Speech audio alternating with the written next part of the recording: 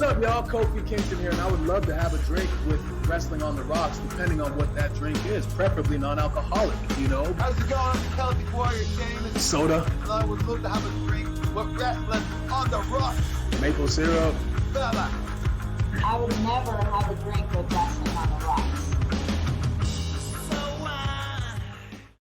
And now, it's time. Introducing. I don't remember the rest of it. I have it written down on my iPad over here, and I was off screen. So now I'm back. But fighting.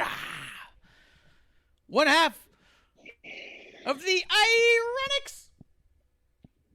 We got Kevlar over there. I am at Ref Marsh. Kevlar, say what's up to the drinking buddies. What's up, drinking buddies? How you been? Feels like it's been a while again. Yeah, it's been a long time for you, man. Where the hell have you been?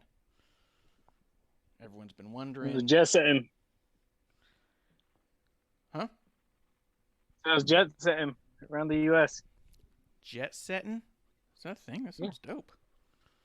Yeah. I wish I could set some Into jets. Chicago and Milwaukee. And As you can tell, I'm still messing with all the lights. I think we all look sunburnt again. Oh, well. I guarantee you, we are all burning from the sun. Guys, we are at WOTR, the show, and this is Wrestling on the Rocks, where every show is our first show, and every episode is episode 1, because we cannot seem to get this right. So that's where we're at with it. Kev, how you feeling? Are you happy to be back, or are you pretty pissed about it? yes, All right. could be worse. Could be worse. Let's see. We're not going to go over everything that you missed. You've been gone for about a month, I think. But my understanding is you're all caught up. But we haven't heard from what you thought about the Money in the Bank winners specifically, so it'll be cool to hear what you think about that in general. But before we do that, Kev, I want to know what's in your glass. I am drinking the Coors Light Seltzer. It's hot as hell in Arizona, and it's nice and refreshing. These seltzers. Dude, there's so many good seltzers out there right now. We were at a grocery not that long ago looking for drinks and mixers and stuff. That's where I got we found Tin Cup whiskey, which I've been really enjoying. But ultimately, dude, we found like a dozen different brands of seltzers, and I was like, yeah, I think I want to try all of these. These are all great. We should. sounding. Yeah. The next watch along we can watch together. Just line up every single seltzer, different flavor, and go. I mean, it wouldn't be a bad time. We fill up with that. What do you have, a Yeti cooler? Fill that up with some ice. Throw all them in there. We're done for the weekend, dude. Just crush it. Yeah. Just in time Next coming time through. What's that? What's up, Just in Time? How you Cheers to doing? Just in Time, the dawn of the IWC and the curator of our side of the IWC, Just in Time 211. Always a pleasure having you come through, my friend, my drinking buddy. Dude, I've been having these Yes, keto sir. sodas. I've been mixing them with vodka. What's that? I've been having these keto sodas and I'm mixing them with vodka. And I'll tell you, Yeah. it's the healthiest drunk I've ever been. It's so good. How does it taste? Dude, they taste so good because they're like a fruity soda. And then the vodka, because I've been getting this amazing Texas vodka called Dripping Springs from the Texas Hill Country, it says, handcrafted, distilled in 50-gallon batches. I don't know what that means, but they do it. It's so smooth that I can't even tell until I'm already drunk and feeling like I'm losing weight at the same time. Nice. It's a win-win. It's so win. So many wins, man. Let me see. I'm still getting things together.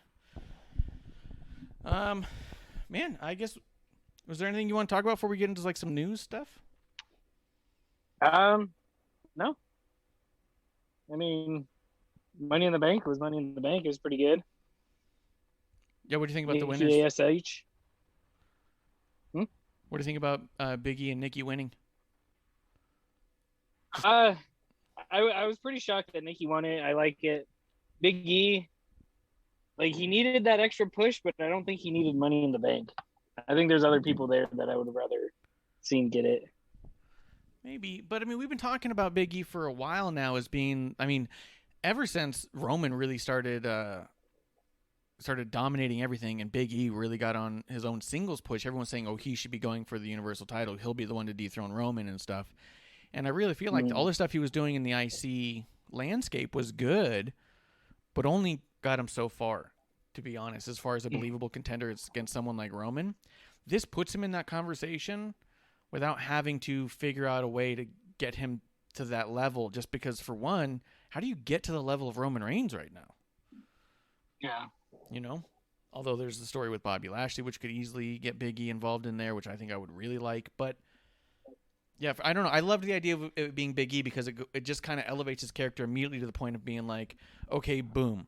Now he's in that conversation, and how is this going to work out? So I liked it. Yeah. We'll see. And like I said, I think he needed the push, like the extra oomph, like you said. But at the same time, it's like, it's Big E. Like, just throw him in there. Yeah. That's what they do with Sasha and Bianca all the time. Yeah. It makes no sense. Do you know he's down 50 pounds? Big E? Big E. He's down 50 pounds. He was on After the Bell, and he mentioned he's at 255 right now. And when he was at his biggest about a year or two ago, he was like at 305. Really? That's crazy. Isn't that weird? Because I feel like he's bigger than ever. Yeah, I mean, I want to see a side-by-side now because he's always just been big. Like, to say he lost 50 pounds, like, that's a lot. Yeah, that's a lot, dude. To lose 50 it pounds was and have us to think you're getting bigger? Like, what the fuck? That is amazing. Yeah. Like, it was 10 or 15. It's like, whatever. It fluctuates. You might not be able to tell that much, but 50 pounds, like, you would think we'd notice it. Yeah. You think we'd be saying, oh, look how small he's gotten. Yeah. Every time he walks out there, I just go, God damn, he's huge. He's that impressive of a dude, and I bet you a lot of it is just the leaning out and cutting weight in that regard, and I bet you he's still putting on a lot of muscle in general. And I bet you as he's getting leaner, his muscles are looking bigger because there's less covering it. You know what I mean? Yeah. But I bet you it's just as simple as that. But I just thought I would mention that because, fuck, dude, 50 pounds down, and I just thought the last time I saw him, he looks bigger than ever. Like, just amazing, dude. It's remarkable. Yeah, that's insane. He's a physical anomaly, that's for sure. All right, let's talk a little bit of the news. Let's get into it. I'm glad that the IIRonics are back together. I'm going to start with one thing before we get into that story, though. Just as a quick side note, because I believe this was kind of... it was before my time. I assume it was before you saw much of him. I just don't recall much of him. I've heard stories, but Jody Hamilton passed away. He was known as the Assassin. He was masked for a while. He was more of a territory guy from what I could read up a little bit on, and I don't have any personal stories or iterations, but there was an outpouring of love from wrestlers who've been around for a while, and just nothing but great things to say about him. So, tears in our beers for Jody Hamilton. Anything you want to throw in there? No. I mean, I recognize the name and stuff like that, but like you said, it's like I can't think of anything personally that I can remember. Yeah, that's how I feel. I feel like I've heard stories of him when I listen to old, some of the podcasts where they go over older stuff and nostalgia podcasts. You know, the Conrad series, the Jim Cornette. When he breaks down a lot, because a lot of the questions he gets are about territory days. I feel like he's told a number of stories about him, but nothing comes to mind. Now, speaking of the IIRonics being back together, this came out in an interview, I believe it was yesterday or today, or before, or I don't know. I don't really pay that close attention. But Peyton Royce revealed in an interview that she was the one who asked for the IIRonics to be split up. That she had done a singles match during the Performance Center era. And when she went in the back, Vince McMahon had said, that was great, fantastic, and why don't you do more on your own kind of a deal? something along those lines, in which she ended up saying, I really would like to see what I could do on a singles. If there's plans, if there's anything we can do, I'd really like to go on a singles run and break away from the tag team and see what I can do, see what I'm made of. And then that's what got it all going. Looky there. Everyone blaming Vince for that. Dude, that's exactly what I thought. When I saw it all, I was all like, that's funny, because I remember the internet just fucking yelling their fucking phony outrage that they always get, everything in all caps. This is why I don't support this company. Fuck WWE. Fuck Vince McMahon. They don't get it. Why would you ever do this? And it turns out it was to actually go along with what the talent wanted. The talent saw an opportunity or wanted that opportunity, and they granted it.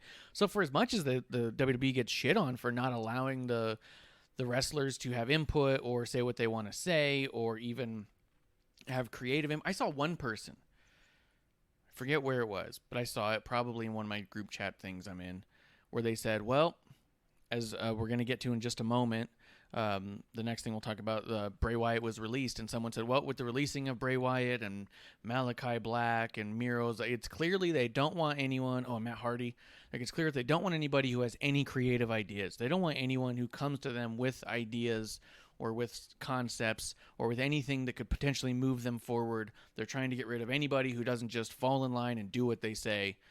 And I'm like, well, this right here is a prime example. Nikki Ash, ASH, prime example. You know what I mean? Like, we don't all know what's going on backstage. None of us do.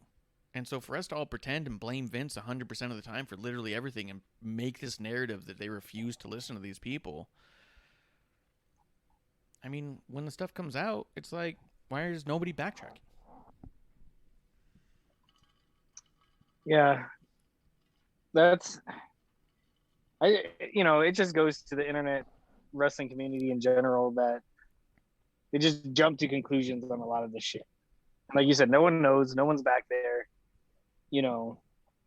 And it sucks because a lot of it, it's not like normal sports where there's reporting backstage and this and that, like it's all speculation.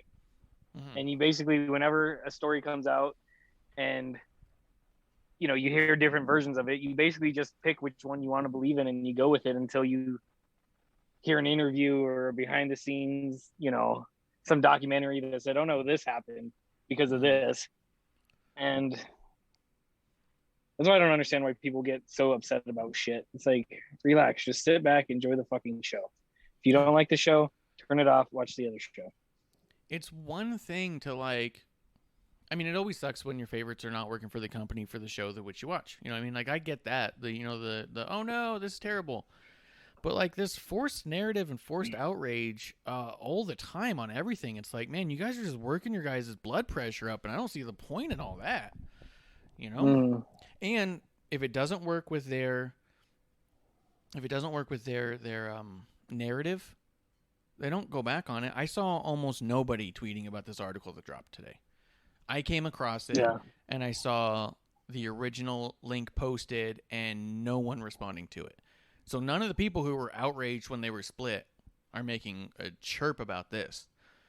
The people who definitely put out their articles all the time saying Vince McMahon definitely is this. Oh, I know Vince McMahon's feeling this way. They definitely didn't go, oh, well, it turns out Vince didn't feel that way, I guess. Yeah. So it's just kind of funny. It's ironic, if you will. But it's also very ironic. But it also is kind of cool.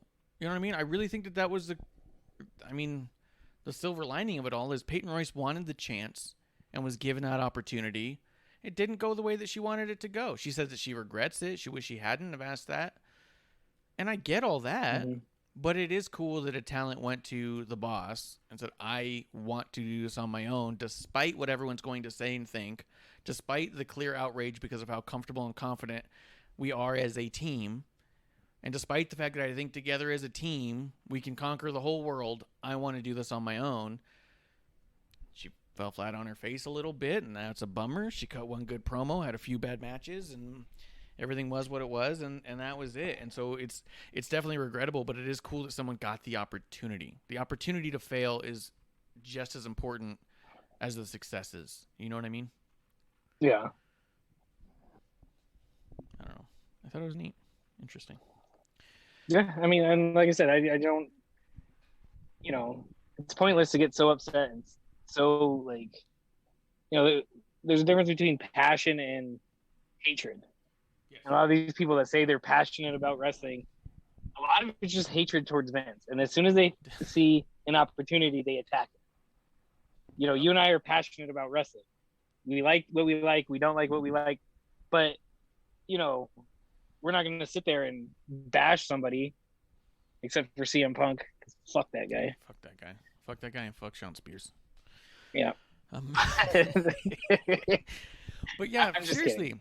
You're right, though. There's a difference between being passionate about it because, I mean, we're constantly curious. We constantly want to know. I mean, like you said, people aren't passionately – they're more passionately hating Vince than they are passionately loving wrestling, and that's what's so confusing is, like, that's got to be tiring and exhausting. As much as we don't like AEW's product right now, you and I have given it a chance a number of times and watched a number of their programs out of the desire to enjoy it, not seeking to mock it, not hoping to hate it. And we don't hate Tony Khan for a second. We don't see something go wrong over there. We don't see an injury to a talent and go, see, this is why Tony Khan is the absolute worst. We'll poke a little fun, but we don't fucking raise our blood pressure about the idea that down with Tony Khan and down with, like, I don't understand that. Like, yeah, if we're you love wrestling, we're just allow it all to exist. We're definitely not anti-Khan. Like, we wanted them to succeed. We wanted the competition, and the product that they have out, I'm just not a fan of. I know a lot of people are, and that's okay. But that's also the reason why I don't watch it. I'm not going to sit here and watch it and then shit on it the whole time. Yeah, like you said, we the show the way we did. Yeah. Exactly. Like,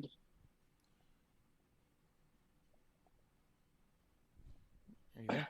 Sorry. There you go. It's why we split the show the way we did. It's why we brought in Amanda. We were hoping to get more eyes on product that people like to talk about the things that we think are good. I mean, we've had a hard time finding people who are just blindly in love with everything the way we were blindly in love with WWE. You know what I mean? Yeah. We have our biases and we admit them. But our bias does not revolve around hatred towards anything. No, and a perfect example too is Drew McIntyre. Like, we hate him, not him. We hate his character. Yeah. Like, we can't stand his character. Him as a human being, he might be a good guy. He might not. I don't know. I've never met the guy. I've never hung out with him. But to sit here and say he's the absolute worst thing to happen to professional wrestling, I might have said it, but I didn't mean it. If I said it, I definitely didn't mean it with all my heart. I definitely said it out of a drunken rampage. Yeah. 100%. But these people get, like, red in the face about Vince and such. So it's crazy, and I just think everyone needs to take a little Zysol or something and bring down that. Yeah, and what's funny is I could see, like, when I see some of these people's rants on Twitter and other social media, like, I could just picture somebody, like, in their room or their basement just smashing shit because they're upset at Vince. Yeah. Like, fuck this goddamn blah, blah, blah. And it's like, fucking relax. Like, yeah. I know we're going to get into it in a second, but, the Bray Wyatt thing's a perfect example. Yeah, let's get into it. Talk about it. There's, so many people just sit there and say, this is what's wrong with Vince and blah, blah, blah. And, I was talking to a buddy about it and just being devil's advocate. It's like, we don't know truly why he was released, just like any of the other talents. There's speculation that it was, because of, he took the loss of Brody, really bad. And, he just had mental health issues and stuff like that. And it's like, I was talking to my buddy and I was like, if, he actually lost a good friend of his last year, but I was like, if you took some time off from work, to grieve your friend, okay, that's understandable. But when's the line saying, hey, all right, you need to come back to work type of thing. Yeah. If it was me or you, and damn, this sucks, cool, take, a few days off, a week, whatever. All right, you have to come back to work. No, I don't want to. I'm not ready. Our job is just sit there and be like, well, then don't come back. At a certain point, and especially with something like wrestling, something that's that creative, that's artistic, somebody like Bray Wyatt, who is that clearly invested in his own characters and what he's doing, Mm-hmm.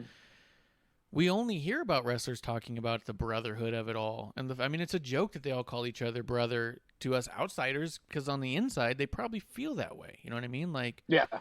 Oh, they yeah. ride the roads together for years and years. They feel like they're family. So, yeah, I can only imagine that someone like a Bray could take it potentially exceptionally hard and have a hard time dealing with it in the ring, because that's where all the memories are too, right? But yeah. At the same time, there's also speculation that it's just budget cuts and stuff. I don't buy into that myself, but I don't know. None of us know. I wouldn't buy into the budget cuts at all. Like, when Bray was working and the whole Fiend thing, like, he brought that company a lot of fucking money. To sit there and say, oh, it's budget cuts, let's get rid of, arguably one of our biggest cash cows in the past year or two. Like, that's stupid speculation. Yeah. I mean, they released a number of $7,000 belts, and they sold a number. I don't think they sold all of them, but they sold some. You know what I mean? Like, mm-hmm. Yeah, I don't buy that it was a budget cut thing, but I don't also fucking know, and I don't want us to pretend like we have this inside information. But it seems like every time you watch anything, you see a ton of Bray stuff in the audience. Even Thunderdome, you'd see a ton of Bray masks and stuff. It seems hard to find Bray Wyatt toys. They're always snatched up right away. Like, mm-hmm. I don't know, man. I just don't know that I could buy the story without someone telling me who would truly know that he was costing them more money than he was making them, regardless of whether he was in the ring or not. Because I feel like new shirts and dolls and things came out while he was on the shelf, so to speak. And I don't have any question in my mind that they wouldn't have sold, Yeah. But I don't know. I think if they came out with a new Fiend shirt, tomorrow, I think a lot of people would buy them. Obviously they're not, because, of everything, but I'm just, trying to say that people were invested in this character, and they still are. Yes. Alexa wouldn't be Alexa right now without the Fiend. Yes. I agree. That's what I mean. It did feel a little bit like being blindsided. Real quick here, Jeremy in the chat is saying, ranting about Vince on social media doesn't do anything but make the person look bitter. It won't make Vince reverse his decisions. And I think that goes for fans as well as talent. When the talent goes online or goes on to Jericho's podcast and tries to say, this is why I hate that company, or why they misused me, or any of this, I don't think that does... It doesn't do a lot for me thinking like, oh, I can't wait to see what they do next. I just go, okay, well, maybe they need some room to breathe here for a minute. And sometimes it's panned out. Sometimes it hasn't. But I think also as fans, it just makes fans look bitter about something too, Like, I don't know what their deal is. Jeremy also says, if Bray's having mental health problems, I hope he takes as much time as he needs before jumping right back into wrestling. And that's true too. But this is all just speculation. It's gross speculation. Just none of us know. They announced it on a Saturday afternoon, which is very peculiar, because almost all of the mass talent releases that they've done have been Monday through Friday kind of time frames, usually Thursday and Friday, because they try to get all the negative stuff done right before the weekend, kind of a deal. They don't want news articles picking it up, is sort of a thing I've read somewhere. Just as far as business news in general, like if business is doing something that's going to potentially drop their stock, they're going to announce it Friday afternoon, Friday evening, But and Saturday afternoon, and that's not even business hours, man. Yeah. I think the timing of it was weird, but going to Jeremy's point, like 100%, like if Bray steps away for a year or two and then comes back, great. As long as definitely take care of yourself. He's in a position, unlike most of America, that can just focus on himself.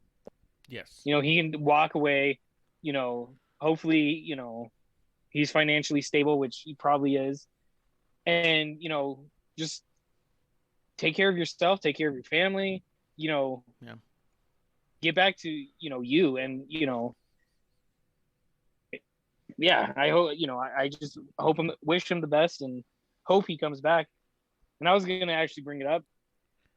If, let's say he's just done, he just wants to live a normal life and stuff like that. Do you think Bray has enough in his accolades to be in the Hall of Fame? Like if he was absolutely completely done right now? I mean, my gut instinct is yes. But when you really try to lay out what he accomplished, what he did, like in ring, it's a little tougher to say. I will say he's won the world championship. He won the Universal. He's a numerous tag team champion. He had some of the most compelling stories and stuff. To be honest, his character work, I think, is Hall of Fame worthy in and of itself. I think. Yeah. And this is a dick thing to say, but I'll say it. If Coco Beware can make it into the Hall of Fame based off strictly what he did in WWE because of how notable his character is, then there's no way Bray Wyatt's not as notable as Coco Beware. Well, 100%. And because I was actually going to bring up Coco Beware and also the Bushwhackers. Yeah. Like the Bushwhackers, I don't think ever won a title, but they were just fan favorites. And, Yes, true. I remember walking around the room doing the, whatever they called it, the bushwhacking. Yeah. Yeah. I still do that, dude. I do that all the time. Ask anyone I work with. Every once in a while I do it too. Like, yeah. But there's just no stopping it. I like people's see, foreheads. Yeah. I don't go that far. But, because obviously Bray was in it for a while and I wanted to say no. You know what I mean? When I thought about this question myself, because I was like, no, the longevity, this and that. But then the more I thought about it, I was like, no, like you had people, just so infatuated with them, just like the Coco Bewares and the Bushwhackers and stuff like that.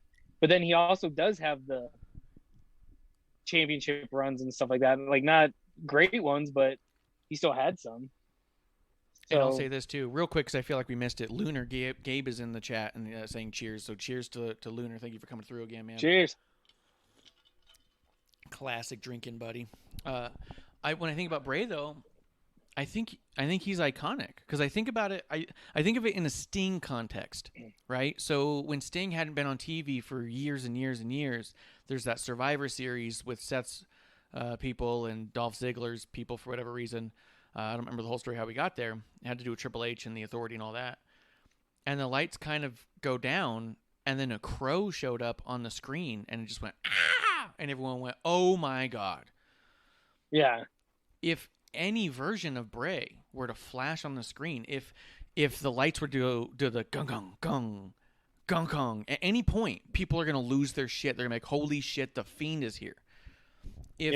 Just a lantern or just fireflies or whatever. Yeah, or that lamp. Remember that fucking one light bulb on a string that would just dangle there in the beginning of his promos and you'd walk into it? If the lights went out and that showed up on the screen and it was rocking and went out again, the place would go fucking berserk because they're like, holy shit, Bray Wyatt is here. You know what I mean? Yeah. Like, there's too many things about Bray that I think that are iconic and will never be forgotten by the wrestling fan base to where you'll always be able to tease at that in any way and it'll work.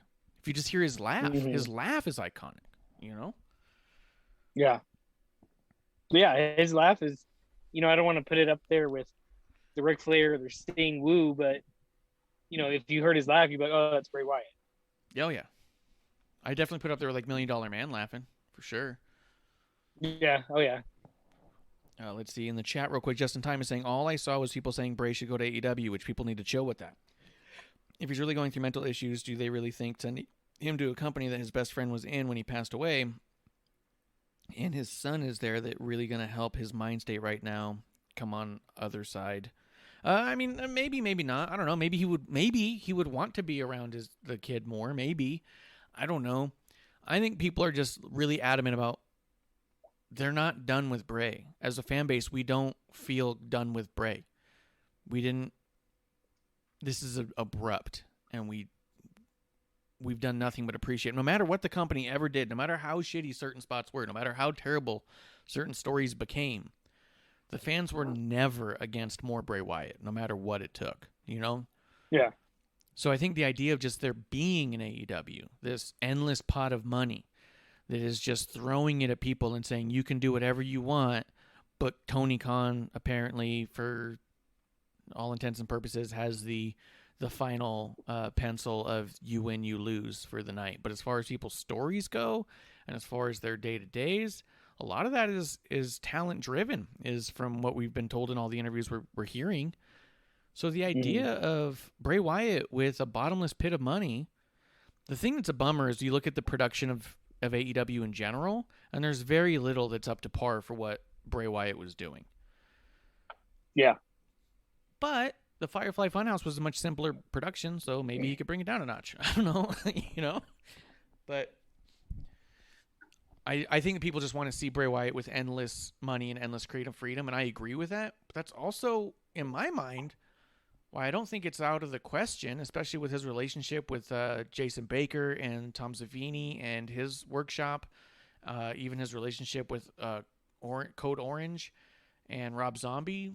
I don't think that it's an impossibility that we may just see Bray Wyatt turn into Hollywood in one way or another. Yeah. I mean, that's, there's always the speculation of people using wrestling as a stepping stone to get to Hollywood. The Rocks, the Cenas, Yes. It's been widely speculated that Alexa, was going to do it, and it seems like she could. Lana definitely tried. So did Maurice. Yeah, The Miz. Yeah, Miz. Well, no, I think Miz actually used his any fame he got to try to get him into wrestling. He's just a lifelong wrestling fan, which is a shame. I hate him so bad because he's definitely one of us. But oh no, 100%. I don't hate The Miz. I like The Miz. Yeah, Just because no, I I'm not remember The Miz on Road Rules and shit like that, and yeah. But I do think he was on Real World, and he was on the Challenge or whatever. But I remember he walked around with the little foam belts. I think I have one right here. And, he would turn into the Miz character. Yeah. And it was like cool. And then to actually see him as the Miz in WWE, it was like cool. Like, I saw this dude from the beginning. Yeah, one of us did it. I don't think that Bray's intent was ever to get into Hollywood just based off of what we've seen. And I don't know, man. None of us know, but just out of speculation, pure speculation. I wouldn't be surprised if Bray took a tragedy and made something out of it and stepped away from the business because of that tragedy, because of the other opportunities he has. He may have found that his love of production was even greater than his love for what he could do in ring, because he was bringing something to the wrestling world to make it different. He wanted to change wrestling forever with what he did, and I feel like that he really did. But maybe he was like, you know what? That shit was pretty fucking cool to make and really fun. And he may have loved the swamp match. You know what I mean? As much as we as a fan base were like, this is weird, he might have been like, yeah, but it was fucking weird. You know what I mean? Yeah. Well, and the other thing real quick is, just like Justin was saying about AEW and Brody is, a lot of what I've heard about him going to AEW is to continue Brody's legacy, this and that. But if I remember correctly, I heard somewhere that him and Brody would talk about life after wrestling. Yeah. And stuff like that. And he might be looking at it as like, all right, well, now is the time to do it. You know what I mean? Like, I can step away. I have enough money. I don't need any more, or whatever, because I heard that they talked about other ventures outside of wrestling and stuff like that. And he might just be pursuing those passions. So, That's who true, knows? too. I wish him the best, and hopefully we see him down the line. If not, thanks for the awesome ride. Yeah. If nothing else, this is all just an attempt at a love letter to Bray between us and the fans online, and the outrage and all that is just because of how much as a fan base we love him.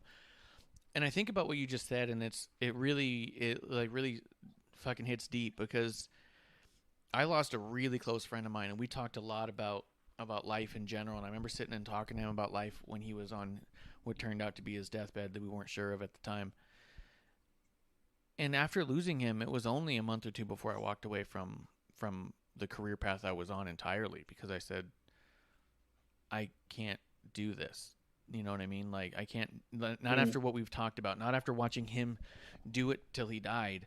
I was like, I can't do it.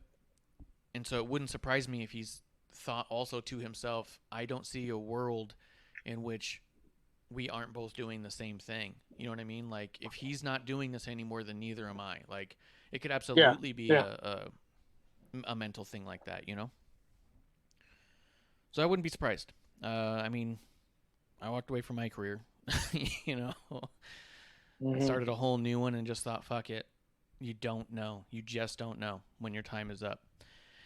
Yeah. So it could be just something like that. You could have just the grasping of the fragility of life in general. But all it comes down to is we wish the absolute best for him and appreciate him on such a high level because of the high level at which he approached everything that he's done. And so whatever he does plan to do, he will not fail. You know. Mm-hmm.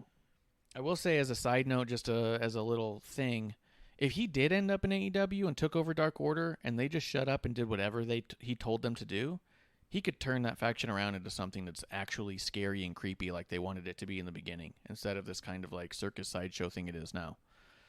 Like, I think that he could do that. And I'd be fucking on board to watch it. But again, I'd be on board to watch anything he does. He does not miss. Jeremy does say in the chat, same goes for Rikishi as far as Bray going into the Hall of Fame. He says, sure, he had his accolades and memorable storylines, but Rikishi was known as a fan favorite and, of course, for the stink face. And, yeah, if Rikishi's in the Hall of Fame, then Bray Wyatt gets in the Hall of Fame, and that is not a knock on Rikishi. Yeah.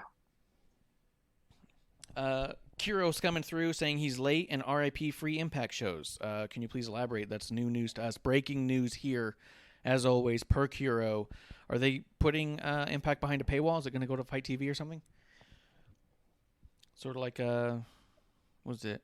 ROH had done that for a while, but it was free for a bit, and now NWA is behind a paywall. What's Impact doing? The other release that happened, and I don't know that I sent it to you, Kev, because I just don't remember what I do all the time. Ric Flair. They released a thing about Ric Flair being released, and they've come to terms with the end of his contract. Yeah, I saw that. Ric Flair put out a thing. I'll pull it up real quick. Tell me what you think. To me, you know, and it's just my speculation is, you know, he's gonna go to AEW and stuff like that. Like, some of his good buddies are there, and, you know, I don't know in what kind of role or capacity, but I mean, yeah, I 100% think that he's going to AEW. I feel like there's almost no doubt at all that Tully and Arn weren't like, you know how much he'd pay you to be here? And he's like, what? And then he goes to Vince and goes, dude, he's offering me this much money to go there. And Vince just goes, yeah, you should definitely do that. Go get that money. Like, because Ric Flair put out this. He put out this note right here. He said, I'm officially able to respond to all the press related to my request release from WWE. This is interesting, too. Every single word starts with a capital letter, which tells me Ric Flair didn't write this. I saw that. I was like, to me, it just reminded me of an old person texting, and it just made me laugh. Right? So there's that, but also the wrestling news agencies and such that are out there, they'll put capital letters on the front of a lot of things to try and make it stand out. I feel like this was written on his behalf. I don't know who it would have been or who was a close friend of his that would have done it, but I don't think he wrote this. He may have said it out loud, but somebody else typed it. He goes, I'm officially able to respond to all the press related to my requested release from WWE, which they have given me. So he requested his release. I want to make it really clear with everyone that I'm not upset with WWE at all.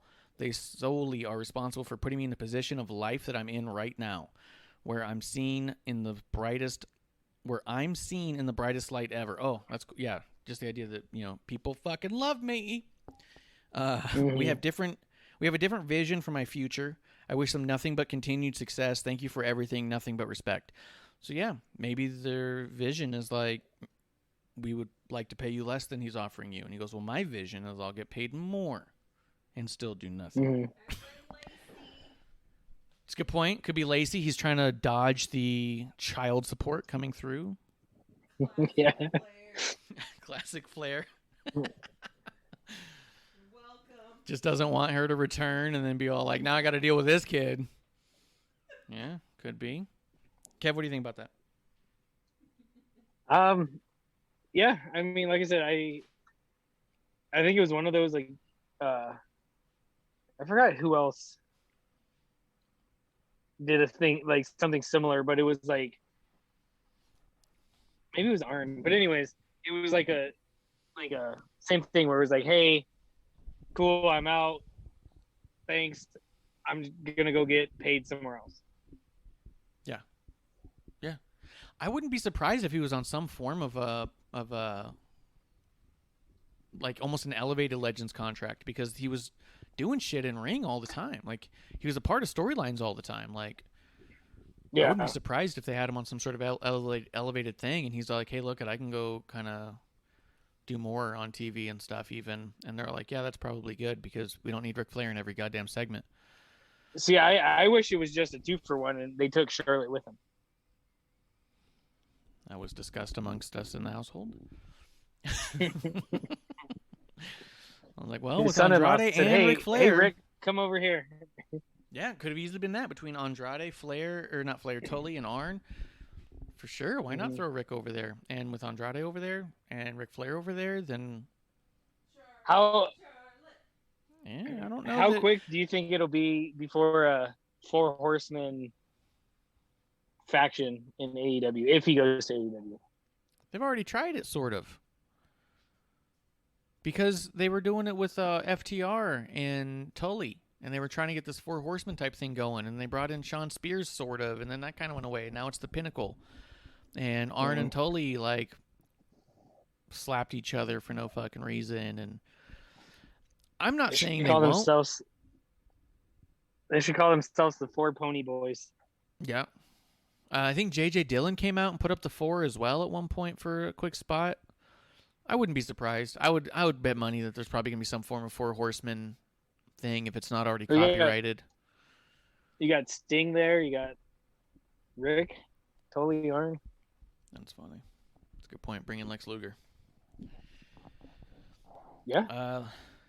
Yeah, but when I saw that the Ric Flair was released that way, I was like, man, Tony Khan is just like throwing up the bucks. Oh yeah. That was one of those, like, once again, just speculating, who knows? Ric Flair might just want to start his own promotion. But as soon as it happened, I was like, oh, he's going to AEW. The way he talked about it after his release, and, hey, I'm not shitting on this company, but I'm leaving. It's like, all right. And Ric Flair has worked for literally every wrestling promotion that's ever existed. I was gonna say that, yeah. He needs to just part of the bucket list, really. Off his list. Yeah. He's all like, "Damn it! There's a new promotion I haven't worked for. Fuck! I'm gonna have to at some point here." Yeah. He's trying to get in every Hall of Fame he can, man. I'm all for it. The 16-time Hall of Famer. Yeah. You think 16 championships is good? Wait, see how many Hall of Fames this guy gets in. I love it. I love it. I'm happy Ric Flair's doing what he's doing. Jeremy is in chat, says, I just hope he doesn't want to wrestle again. The last thing I want to see is a potential Ric Flair versus Sting match it all out. I hope that headlines. I thought that for a brief second. Yeah. I was there like, was a part I hope of me that he's thought, not going to try and wrestle. Like, you're legitimately going to kill him. That's true. There's a lot of safety concerns there, but also, I don't know that Flair wants to bump, but I'll be, from the outside looking in, with us knowing literally nothing about anything ever, it really seems like a lot of these legends are on contracts that allows them to do virtually nothing ever. Look at Jake Roberts. I know you don't watch every week, but Jake Roberts literally comes out and doesn't talk most of the time, and he just signed another 2-year deal. He's cut all of 6 promos in the past 2 years he's been there. And he's shown up all of a dozen times on TV. This dude's getting paid the most money of his career to do the least amount of work he's ever done. He's got that Anvil contract. Anvil was quoted somewhere saying he loved working for WCW because he didn't have to do anything. He goes, they didn't use me almost ever. He goes, I just hung out with my friends in the back all day. And it's like, awesome. And I think that's the deal that a guy like Flair wants too, is like, I can get paid more and still not do stuff? Okay. You know? Yeah. Yeah. Kiro, your chat's working. I'm just about to get to it in just a second. Yeah, that's all I got to say about Ric Flair. Good luck to you. We'll see you in AEW. Get that paycheck, buddy. Get paid. Mm-hmm. So this is the news that Kiro has that we're breaking right now. Impact has decided to be exclusively on YouTube behind YouTube membership. As they announced literally today, there will be no more Impact shows on Twitch. He goes, they gave people 1 day's notice of the change. Yeah, so I guess they tell them today and tomorrow it's behind a paywall. Good news. You can pay now. Yay. Yeah. Do they think that their dismal viewership is because people aren't paying for it? Like, Yes. Yes. yeah, gotta make people want that shit, man. You can't just give it away for free. That's not bad. He says 99 cents a month. That's not bad. That's good. I hope that goes in his paycheck. They split that amongst the talent. So you get the weekly show, 99 cents a month, and the pay-per-view. So it's not bad, but at the same time, like, I don't have YouTube membership, and I don't plan on getting one now. So, I don't know. We'll just see how it plays out. I wonder. I imagine they're going to have to see a dip. I can't imagine that everyone who watches it weekly goes like, I'm definitely going to pay $1 now. I see some people just being like, dude, I've been suffering through some of this stuff for quite some time just to support you.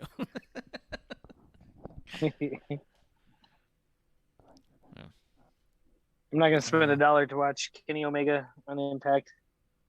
You can just watch him on Dynamite. From what I've read here and there, it doesn't seem like the Impact fan base is happy at Kenny Omega's over there doing stuff. Like, it's been negatively received by the Impact fan base and positively received by the AEW fan base. However, the AEW fan base has not been tuning into the Impact product. So they saw like little to no increase in viewership whatsoever.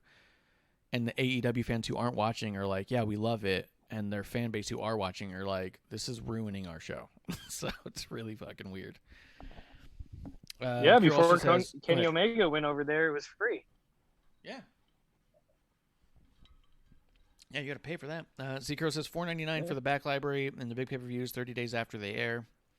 That's neat. Jeremy does say that's a great way to get more viewers. Take your free viewers and make them pay for it. I'm sure that will raise the viewership. What a ratings booster. Jeremy, that's our future business model. That is the Impact business motto. Yeah. If it's good enough for Impact, it's good enough for us. God damn it. Mm-hmm. They're like drug dealers. Give them a little taste and then make them pay for it. Yeah, for sure, dude. Let's see. A couple other things happening in the news. Oh, this is just a real brief one, just because it's like the old rumblings. There's rumors that Adam Cole's contract's about to expire and they aren't prepared to negotiate in time or something. So there's rumors that Adam Cole's contract may expire shortly here. What are your thoughts on that? Mine? Yeah. Okay. Yeah. I'm gonna be honest with you. I saw him do personally. That jelly bean challenge today. That was interesting. You saw a jelly bean challenge? Yeah, he ate like a hot jelly bean, and he started coughing a bunch. He's like, "This isn't even the hottest one." He's Adam like, Cole can't eat a jelly bean without coughing? It was like a habanero jelly bean. You don't know that. That's what he told you. That's it's what probably he said. just a standard Jelly Belly. Well, Jelly Belly has the Bean Boozles, which they have two types. They have the type that, like, you know, like half of them are good flavors. The other half are like puke and rotten egg and spoiled milk. And then they have the hot versions. And he had the hot versions. He showed the bag. He probably just ate a mango one and said it was hot. Yeah. He didn't want to do that. He was like, I'll just pretend. This is going to be uncomfortable otherwise. Kiroda says, if you guys make me pay for Wrestling on the Rocks, I'd pay. Woo! See? That's one. $59.99 a month. Yeah. Oh, by the way, right now, 20% off our pre-WT's site right now. ProWrestlingTees.com/Wrestling on the Rocks. As soon as you open up the page, it pops up with a splash page. It tells you what promo code to use. You get 20% off. So you can just buy a shirt if you want, man. Or Kuro, if you send us a DM, we just got a case in of the episode 1 T-shirts. We can cut you a good deal on it, more than 20% off, and send one out to you straight away. Or subscribe to us. That's the only way we get paid. Yeah, subscribe pays us too. Free subscribe too if you got it. What do you call it? Twitch Prime. Here's what I thought about Adam Cole, dude. I know that NXT has really hung their hat on Adam Cole for a very long time, and he's been utilized as one of their top talents for quite some time. It's been the time frame that I've been the least invested in NXT and their championship, by far. The year he was champion, I watched only the pay-per-views. I didn't even watch any of the weekly stuff, and that's even counting when it was not on national TV. When it was just on the network, I watched every episode of NXT for the 2 years prior to that. Once he won the championship, I stopped, even on the network. I'm just not invested in him as a champion in that way. I don't know.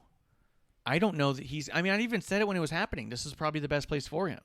It's the place that he's going to be treated the best, with the best reign, and get some sort of a big paycheck, all that stuff. Now that AEW exists, maybe that's just not true anymore. Maybe he should be in AEW. There's a lot of guys there who... I mean, they book Marco Stunt, for crying out loud, all the time. Like, he would fit in there probably pretty good. He's friends with most of those guys, and to be honest, I don't know that he's going to do much better than what he's already done in NXT. Not under the WWE banner, I don't think, but I don't know. I don't fucking know anything. But I'll just say that if he did leave and go to AEW, wish him the best over there. Yeah, 100%. That's exactly what I was going to say. Like, I'm not a big Adam Cole fan. You know, there's a bunch of hype, and I just didn't see it, you know, much like most of AEW. But if that's, you know, his clientele, his fan base, go for it, you know. Yeah. Like, it seems like a match made in heaven. Yeah, like, it seems perfect. It seems like the right spot for him. I don't know that they would do anything with him that's appropriate. Or, like, I think you'd be looking at really long term for anything to come of it, because I really feel like Tony wrote out the first 5 years or so of his product, and he's just sticking to his guns there. I don't feel like anything's really shaking it up much. And I think that with the I guess we'll talk to you about it too, because it's coming up here, with the supposed introduction of CM Punk and potentially Daniel Bryan, and with the idea of Adam Cole, who do you have as your top guy? I mean, Tony Khan's really hung his hat on Kenny Omega as his top guy, and has really put forth that, like, Adam Page was going to be the dude to take over. But at this point, it seems like they're not doing that either. But we'll circle back to that in a minute. The idea of Adam Cole being there, I don't know that he'd be in the championship picture the whole time, and at least not right away. You know what I mean? But truthfully, I think that might be good for his, I don't necessarily say character or his ego, but, like, make him earn it. Like, to me, when he got to NXT, it felt like everything was just given to him, much like Charlotte. Everything was just handed to him. His name, it's Adam Cole, here.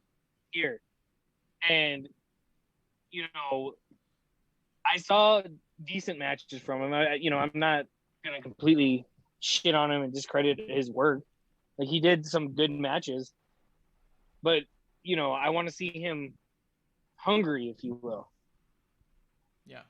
You know, if he wants to put in the work and he's dedicated to put in the work, you know, let's see his talent again. Like, you know, because everything we heard from what I heard from him from the indies is, you know, he's great, he's this, he's that, and then I see him in NXT and I'm like, huh? You know, where's this hype? I don't understand where it's coming from. I 100% agree, and I think it has a lot to do with his style of match. I'm not a fan of his style of match. That's not to say that they aren't good for his fan base, but his style of match, I think, fits in a lot better in AEW than it does in NXT or WWE. Mm-hmm. You know, and not to say that it doesn't fit well in NXT. NXT's kind of built their product around the idea of those types of matches having a place under the WWE umbrella. That's kind of what NXT is their indie style matches, you know? Yeah. So, I don't know. Go ahead.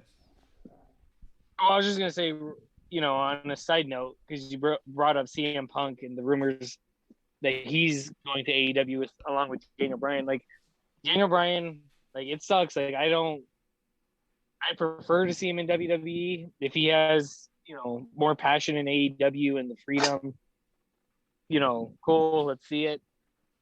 As far as CM Punk, I just wanted to see him and Hager immediately in a feud. That'd be funny. That'd be good. Let's see. I'm going to hit the chat real quick. Kiro does say Canyon Seaman was fired because of Cole's contract. I did read that too. He was fired for it, and he says right here because he didn't mention it was coming up to anybody. So Canyon Seaman's was some sort of talent relation type, contract type, and all of a sudden everyone found out that Adam Cole's contract was coming up and nobody knew about it. And so that guy was apparently let go for that, which, yeah, I mean, I guess if one of your top guys on one of your main programs is suddenly up on contract, you go, who the fuck let this slip through? This isn't some jobber guy, man. This isn't some dude we don't have big plans for. I mean, as much as we love him, it's not like it's Leo Rush, or Leon Ruff. Mm-hmm. You know what I mean? It's not like, hey, he's not in a program right now. We're not doing much with him, and his contract's coming up. This is a dude who's like on TV every week in a major spot. Like, you got to make sure those are locked down, I would imagine.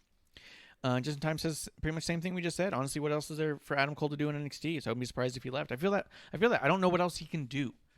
And I don't mean that as far as like what is he capable of? What's believably going to happen under WWE? Yeah. I don't know if there's much for him. Yeah, because, I don't know who said it. I briefly skimmed through the chat, but, if he got called up to the main roster, like, he would be immediately on the back foot. And, yes. Purely based pretty much just off of his size. His ability and his skills, we've seen it a bunch of times where people have, skills for days, but they're just small.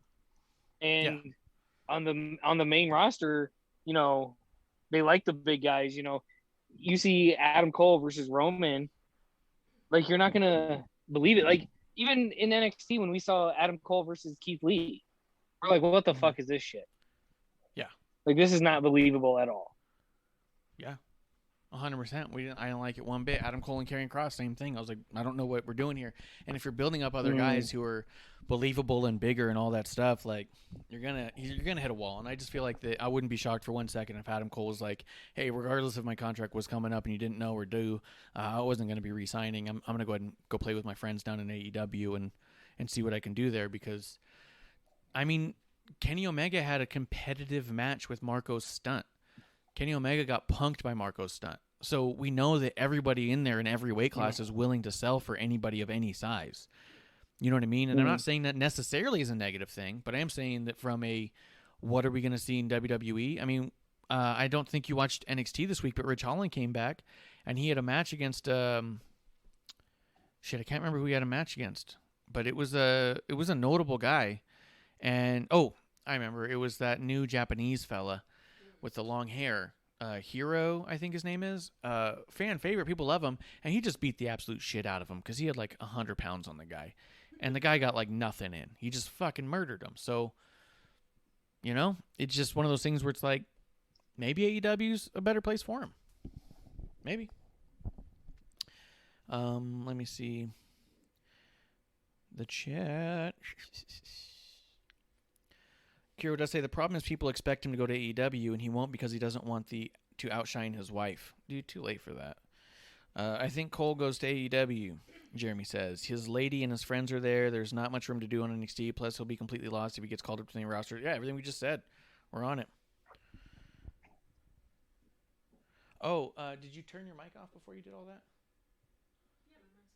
Okay, because it came through really loud. Oh, you know what? On your side, Kev, you heard that. It wasn't recorded. Yeah, because of the way it's done. It's all good. Let's see. Jeremy does say, plus I prefer to see him. Yeah. But it wasn't recorded, so the podcast will be fine. Jeremy does say, plus I'd prefer to see him on AEW rather than him feud with not so cool guy Kyle O'Reilly for 4 more months. Yeah, the old Jason Mraz thing. Yeah, I agree with that. I mean, so that's what we're going there. 2 other things news-wise. I do have on, just for anybody who's watching with us live right now, I put on AEW so we can do a live watch-along of it. Right now it's the Jericho versus Juventud Guerrero match. This is live. It's not a 25-year-old match, despite what I just said out loud. And the way that Jericho has to win is he has to do a move off the top rope to win. That's how you win this match, because that's where we're at with Jericho. It's becoming a question of, that's the stipulation. Can you physically get to the top rope and move? Yes. Can you physically move to the top rope and come down? We'll call it a win if you can actually get to the top rope and back down again. Like, that's That sounds like a embarrassing. retirement home match. Like, that is a first terrible... guy off the top rope and lands a drop kick wins. Yeah. Like, I mean, was the next stipulation is going to be like, can you get through the match without an oxygen tank? Then you win. Remember that? It's like those 3-minute challenges, the 10-minute challenge match, like with Sammy versus Braun. As long as you don't die in 10 minutes, you win. Like, this is like, hey, as long as you don't go in cardiac arrest because you're so fucking old, we'll give it to you. Like, fuck. Hey, Kiro does say Jericho's a circus monkey now. Yeah, dude. I hope he does a 450. Anything less than a 450 and fuck it. Just yeah. Let's see. It is a really slow-paced match for two guys that were considered high flyers at one point. So, let's see. Here's the two other things. There's a rumor right now Ruby Riott is going to AEW. That contract is under works. What do you think of that? Good. Yeah. I'm for that. I was pissed that WWE let her go, so if she can go there and actually do something for the women's division, make it happen. Yeah. 100%. And for me with Ruby, I don't care where she goes. I want her getting paid to do wrestling, and I want her doing wrestling on a national level wherever she goes. She's so good. We don't need a talent as good as her sitting home when talents who aren't even a quarter as good as her are getting time all the time. As I mentioned that, Jericho just barely hit the ropes and could hardly move off of the ropes. Either way, Ruby can run the ropes. Kuro does say, can you age backwards during the match? If so, you can win. Jeremy does say he's going to hit his corkscrew elbow that he does, and commentary will make it seem like a top rope Judas effect. Yeah. Yeah. Yeah, she dyed her hair red. Kev, you there? Yeah, I can. Yeah, okay. I didn't know what you said. You just muted on, or it just sounded like it was muted. I just making sure it wasn't just totally dead air. But yeah, Ruby should be on TV, especially when we have people on TV who are not even a quarter as good as she is. I mean, fuck, AEW's champion's not even half as good as Ruby, so she should be over there. But they're probably. I don't even know who AEW's women's champion is, but I stand by that statement as well. I didn't mean strictly the women's champion. Literally every champion under the AEW umbrella is not as good a wrestler as Ruby Riott. I know. I agree with that.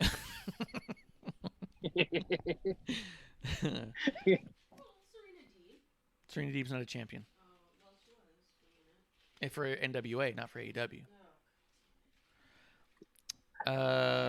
Here's the last thing I'll say about the news, and then we'll move on. And maybe we won't even hit everything. We're just going to have some highlights. But there's rumors right now. WWE's concerned they may have to cancel SummerSlam. This is due to the rise in COVID cases. Not only is there the Delta variant, but now there are 2 cases of what they're referring to as Delta Plus variant. What? The one I said called it Delta Plus. I don't know if that was just slang or, Delta 2.0, whatever it is. They got rid of that stipulation because he just went for a pin and they went for it. So they said, Jericho probably was in the back and like, guys, I can't get up and back down again. Let's just make it a normal match. We're like, all right, we could do that. But there's rumors that they're speculating that. And I will say that from my perspective, I think it'd be silly of them not to consider that as a possibility just because the amount of companies that are concerned about shutdowns again in general. That I know having friends who worked at Apple, they're also being asked around right now in the different states. I know people, they're all being asked kind of like company-wide, do you still have all the remote software stuff? Do you still have all the stuff you can work from home if you need to? If Apple's concerned about having to shut down the Apple Store, then yeah, WWE should be slightly concerned that having a 50,000 people gathering could be a problem. Also, Jericho went for the ripping Juventud Guerrero's mask spot, which they do in almost every fucking lucha match at this point, and I don't even care anymore. They've undermined that as being important so often. Hey, this is Wrestling on the Rocks, not Dynamite watching. That's a good point. Go ahead, Kev. What do you think about SummerSlam and WWE's concerns that it may get canceled due to the rise in COVID cases? I don't know. Like, obviously, public safety is number one, but like, people just need to be smart. Like, I don't know. Yeah.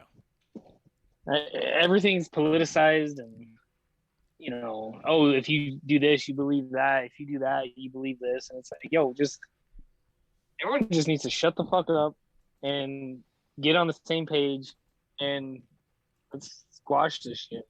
It's clearly a virus. It's clearly like the new flu. It's mutating. Like, yeah, it's a it is what it health is. concern, and everyone wants to pretend it's a political theory. Yeah. Like, can we stop pretending that there's a side to take and just all collectively say there are ways to be cautious about this, and that's probably the way to go about something that is so not potentially, but is so clearly deadly. But we all want to pretend that we're all smarter than everybody who's literally been studying this for decades. And we go, yeah, but I saw something on Facebook, and I'll tell you right now, it makes a lot of sense to me. A lot more sense than that science garbage. All right. This meme I saw. Yeah. That meme makes a lot of sense. Yeah. Really put two and two together for me, I'll be honest. Really complicated until I saw that fucking that meme with the guy who's making a face. I'm leaning towards it. And the one with Kermit by sipping his Jericho tea. Yeah. Go ahead. Yeah. This match, just by the way, is exciting to watch because you can't tell who's about to kill the other person. They both made a couple of flubs that were just inches away from total catastrophic failure. And you're just kind of like, ooh, oh, they exciting. didn't mention it's a death match? Yeah, they didn't mention it's a death match, it turns out. That's why this went on after Nick Gage. Like, if you thought that was a death match, wait till these old fucks get in the ring together. Oh, wait, there's more. It's all right. It's all right. The important thing is that this gassed old man who can barely move beat the shit out of Nick Gage, who we thought was legit. Let me see. Jeremy does say, but we already know that what Hoovy looks like. Most of his run WCW was without the mask, so removing the mask shouldn't be that big of a deal. Yeah. Plus, no one watching actually knows who he is. Anyways, he hasn't wrestled. He hasn't wrestled in longer than the average age of the viewer of AEW's been alive. No one knows who he is. Maybe talent too, but yeah, that's the same thing as Rey Mysterio. Like, I hate the mask spots with Rey. It's like everyone knows what he looks like. Yeah. 100%. By the way, who was it? Jeremy? You were right. He hit the corkscrew elbow off the top, and they said it was the Judas effect from the top rope, and it looked terrible. So he nailed it. Let's see. Kuro does say people are legitimately blaming WWE for the news that Nevada might cancel SummerSlam since WWE's fault. Mm-hmm. Damn it, WWE! I need about a fucking Vince. This is why I can't get behind Vince McMahon. Yeah, Vince. Fucking bullshit. All right. That's all I had for the news. Was there anything else you want to say about the idea of SmackDown, or not SmackDown, but SummerSlam potentially being canceled? I mean, it sucks. Obviously, I hope it's not, but yeah, we have to accept it. It is what it is, and hopefully we can get past this shit someday. Yeah, I agree. All right, man, let's talk SmackDown. Was there anything else news-wise that you knew about that we needed to talk? Bray Wyatt we talked about. Flair we talked about. Adam Cole we talked about. Talked about how he's doing lately. I didn't ask him about his yard work. How's your yard work coming along? What? Kev? How's your yard work coming along? Yard work sucks. There you go.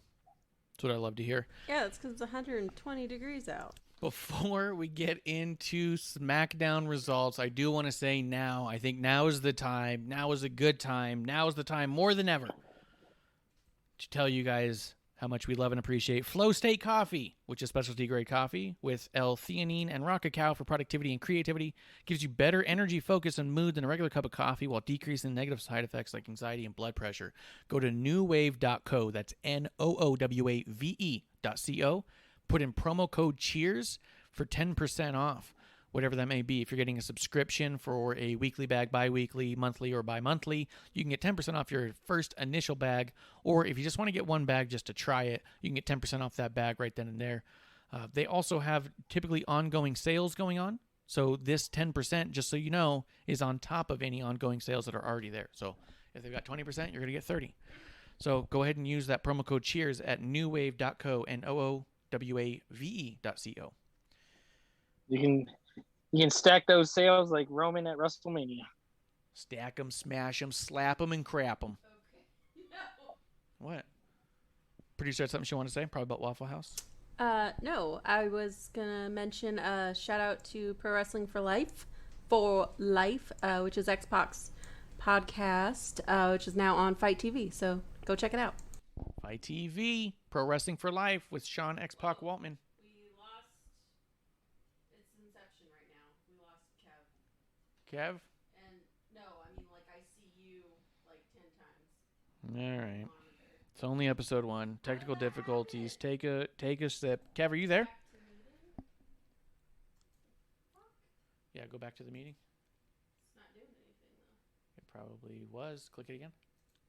Just click it the one still. Let's see what happens. Kev says he has no audio. Does he see us? No, it looks like we jumped out. What did you see on the screen?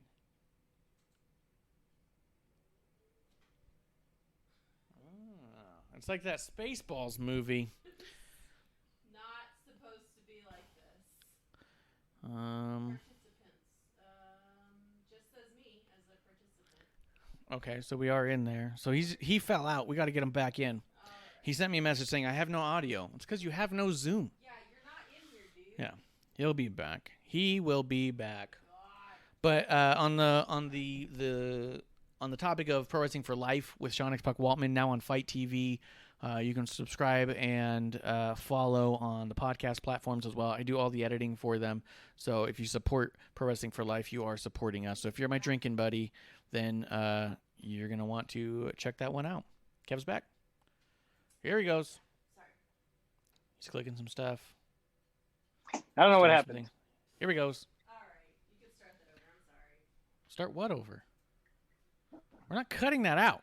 We're not starting anything over. This is how it is. This is episode 1. It's not a big deal. Everybody just calm down. Take a drink. Technical difficulties. It happens. I do like that you're like, hey, I've lost audio. And I was like, well, funny thing. Lost your video too. Did you drop again? It happens. Oh, No. He just doesn't talk. Try Here does to say- wait my turn. Yeah.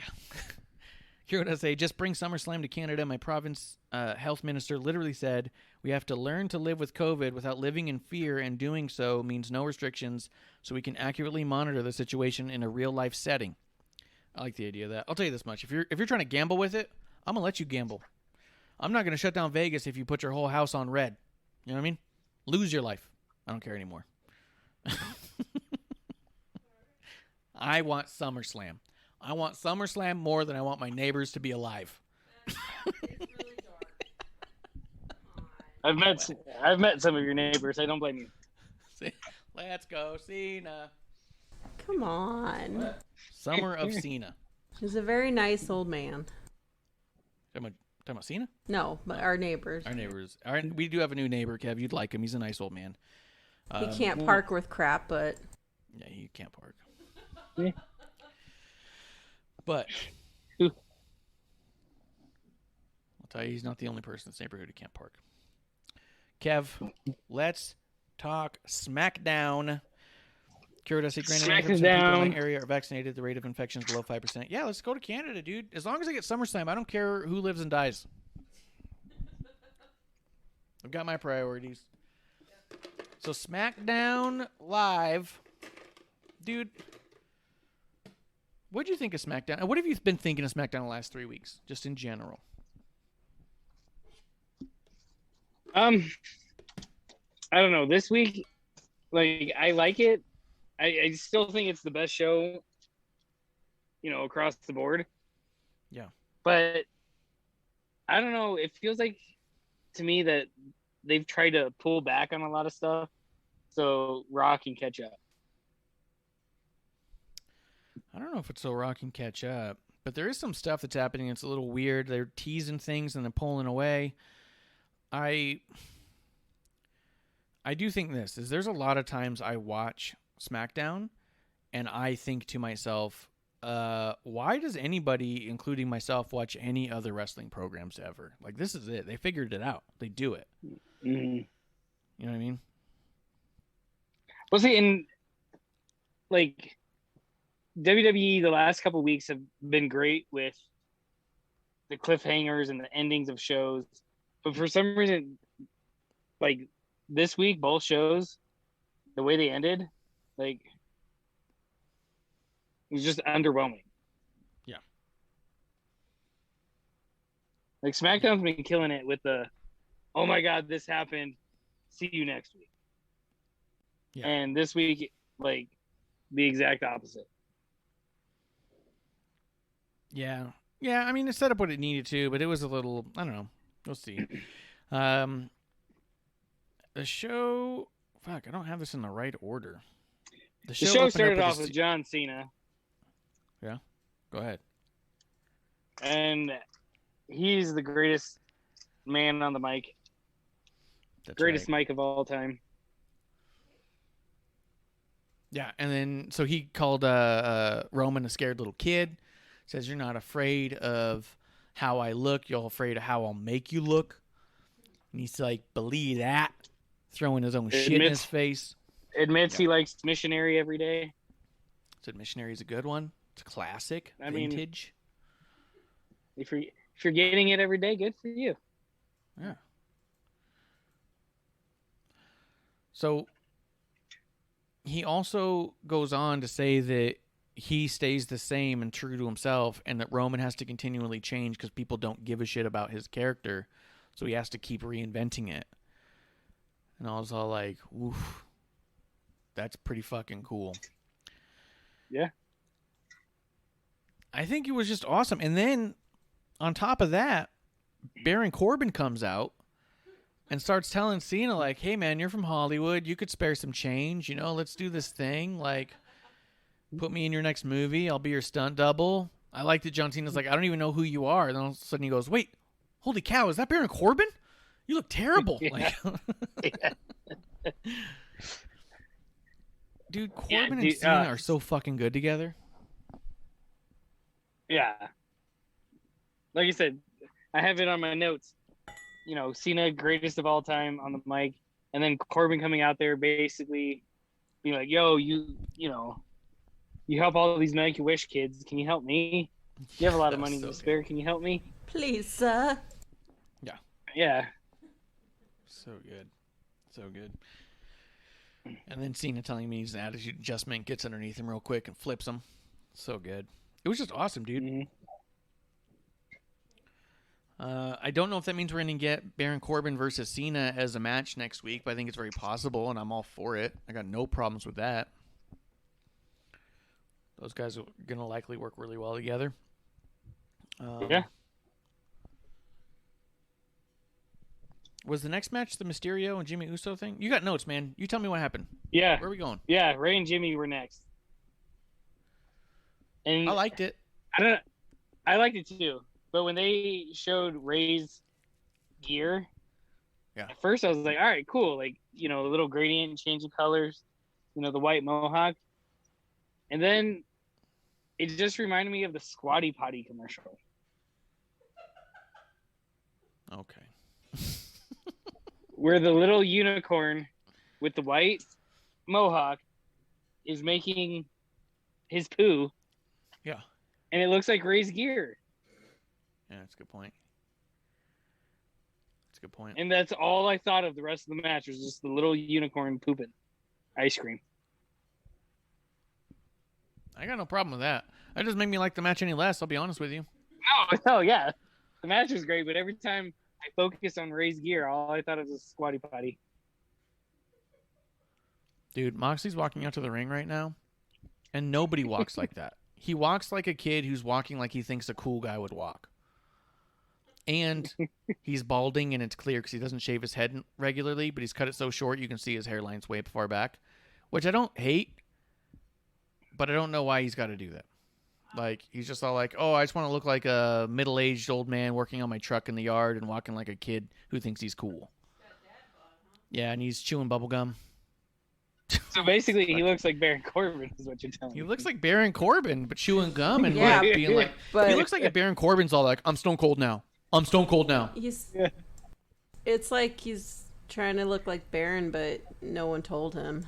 Yeah, they're all like, oh, Baron looks like that too, but it's because it's a joke. Yeah. Keep going. I like this. I like Dominic getting involved. I liked him holding, holding Ray in place. It was just good, man. Yeah.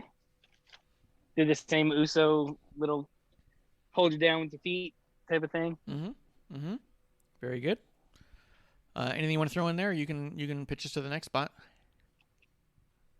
No, I think that was it. Like, it was pretty plain and simple. It was good. No complaints. Right. And after that, What it was was Bianca's 100 Days, which was fucking stupid. No one cares. I didn't care, at least. Yeah. I just don't understand the significance of it. There's so many champions that have had 100 days, and it's a passing thing. And this was like another Charlotte Flair coronation that she won a championship. It was just another thing that they're trying to, another accolade that they're trying to put under Bianca. That it's like, all right, this isn't that big of a deal, and you guys are making it and forcing it. And then Sasha goes out there with that awkward ass hug after the little melee. Like, it was fucking stupid. I hated this. I do think Carmella and Zelina were really good here. I thought the promo was good. I thought the point of it was dumb. As far as Bianca. Yeah, this whole 100-day thing, it's like, why do you get a 100-day coronation and no one else? Like, that's never happened before. So that was stupid, and so it forced a promo that didn't need a forced promo. You didn't have to do a coronation for her to just come out and say, like, I'm so good, I've been champion 100 days, Fucking, maybe because that when you say that, you look like an asshole. Like, you're counting. Like, Bailey would count it and be like, how many days, Michael Cole? How many days have I been a champion? Ha, ha, ha. And you go, but she didn't have 100 days, a 200 days, a 300 days. Like, she just was champion. And yes, they mentioned it. That's true. But, like, this whole, like, oh, let's throw a party for Bianca. Like I said, it felt like a Charlotte Flair coronation. Oh, she's champion again. Let's throw a party. Who gives a shit? That's a good point. That was my feelings on it. Like, I absolutely hated the spot. What'd you think about everyone's mic and like work? you said, Zelina and Carmella killed it. Like, I was like, all right, cool. They did their thing. Sasha came out, to save the day. And like I said, that hug, that like forced hug, like Bianca almost looked like a little kid trying to run away, and their uncle grabs them and like, here, give me a hug.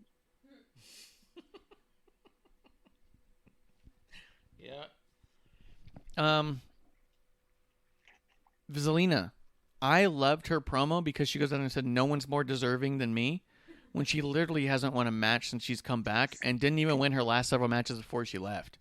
Like, she's like almost never winning matches, and she goes, no one deserves a title more than me. And you're sort of like, you delusional asshole, which to me made it so good because it was like, oh, I'm surprised Liv Morgan wasn't involved at all, to be honest. Yeah. Especially with Carmella and Zelina both saying they deserve a spot.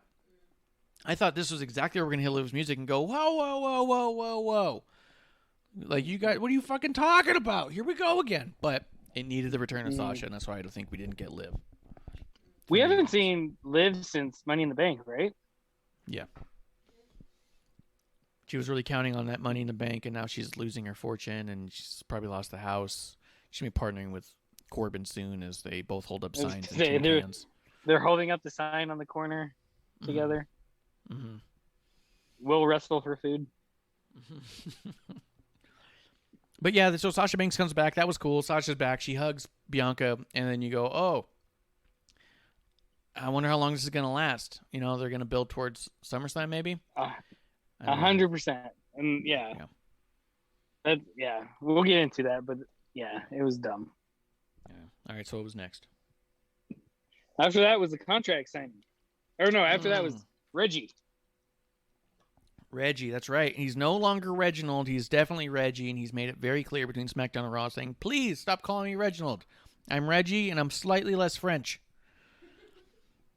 And we're oh. Drop that accent quicker than Kofi. That's true. Yeah, and quicker than Lana, too. I was going to say. But I have on my notes that Pat calls out the cameraman, and I forget for what. He was in the way. Details in my notes. When the guy, when Reggie came out flipping, the cameraman had to like duck back because he was flipping right at him. The guy's like, "Get away! Get away!" Yeah, dude. And McAfee and Michael Cole were on fucking fire this night. I can't remember the line they said, but Pat McAfee said a couple things, and I was just like, God damn, that dude's like nailing this. Dude, McAfee's the best. McAfee is the modern day Bobby Heenan. Yeah, I agree, because he says things the way Heenan would say things, like a fan would think things. Yeah, you know just what I mean? Off the top of the dome, let it fly, and then it resonates with the viewers, and it's like, all right, cool. And pointing out some of the silliness. Oh, I know exactly what he said. We're going to get there at the contract signing. He said a line, and it was amazing during the contract signing, and I was like, yes, that is Bobby Heenan-esque. This is the kind of thing a Heenan would say that a fan is thinking to themselves, and now, because the commentator says it, it gives validity to everything that's happening in a weird way. Mm-hmm.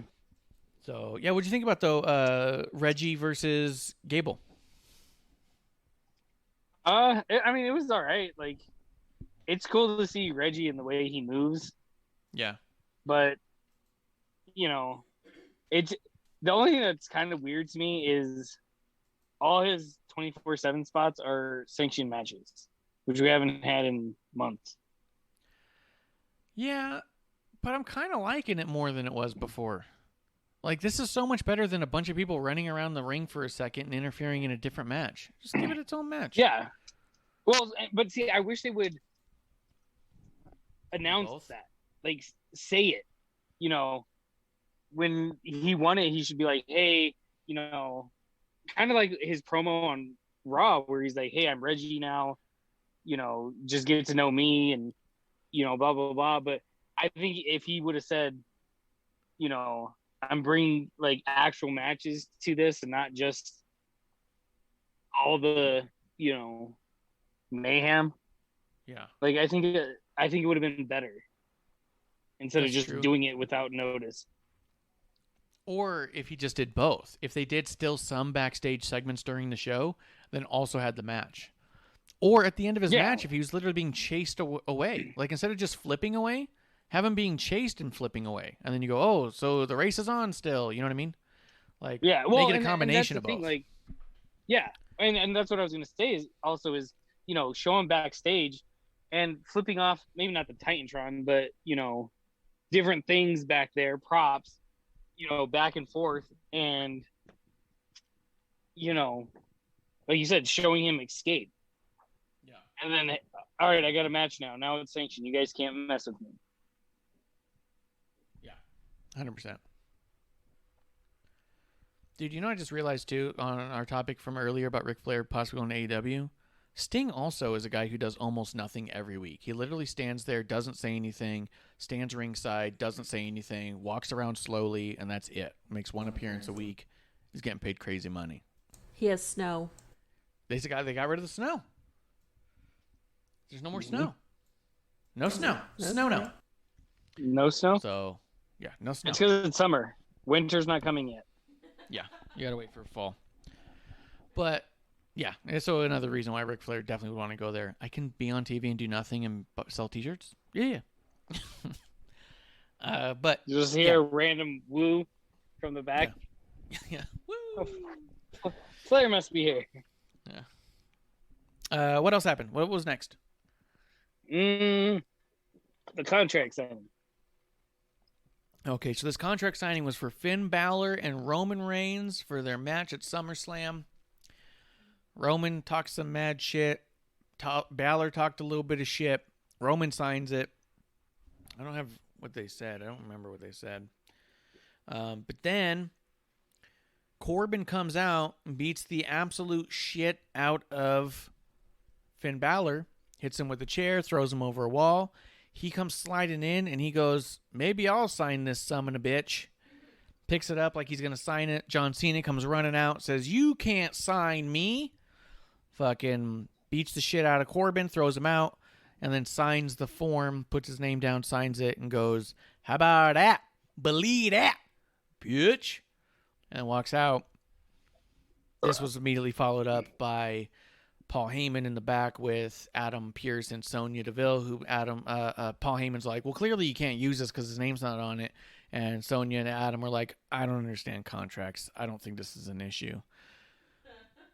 Mm-hmm. During this, though, Pat McAfee said, are you telling me if someone else is about to sign a contract for something, I can just walk in there and say, nope, that contract is mine now? That's my deal now? And just put my name on the paper? And I was like, this is fucking funny. Yeah. See, I want the one line that Baron accidentally wrote on the contract. I want him to sit there and be like, "Hey, I signed it. I'm in it too." Oh, yeah. I was like, well, that's what my initials look like. I swear to God. Yeah. And truthfully, like this is the one time I wouldn't mind a random triple threat or fatal four-way to happen if like all four of them signed it. That'd be neat. And they're like, yeah, I was like, wait, all our names are on it. And it's like, well, cool, let's go. It's fine. All right, it's a fatal four-way. Because I was thinking about that with Roman and Cena, and because as much as I want it, I don't think Cena's going to win it at SummerSlam. But if he does, it gives a way out that Roman doesn't lose it. Or isn't the one pinned. That's true. Have someone else and cost it's match. not and it's not forced like the other matches. Like this was just a holy shit, like, you'll have the people like, well, it was just thrown together. But yeah, it was thrown together in a crazy way, creative way, and cool, let's roll with it. Yeah. No, I could see that. I wouldn't be against that. Even if Roman won that one and then we got a one-on-one with Cena or something, like that wouldn't bother me much either, Yeah. If Survivor Series, push it off a couple months and hey, this is the headline now. And this is a way to get Corbin, Finn Balor, and John Cena all in the conversation against Roman. That's at least 3 months worth of book in there just for big matches, Yeah. Yeah. So yeah. See, this is where I had a problem with the show is this should have ended the show. Yeah. I think that the cliffhanger of John Cena running in, signing the contract, and then the show ends. Like, well, okay, what happens next? Like, as soon as I saw this, I was like, this is where the show should have ended. This should have been at the fucking end, and it wasn't.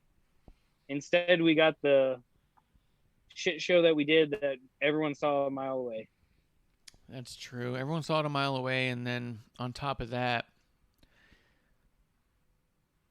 as much as I was for and supporting the idea of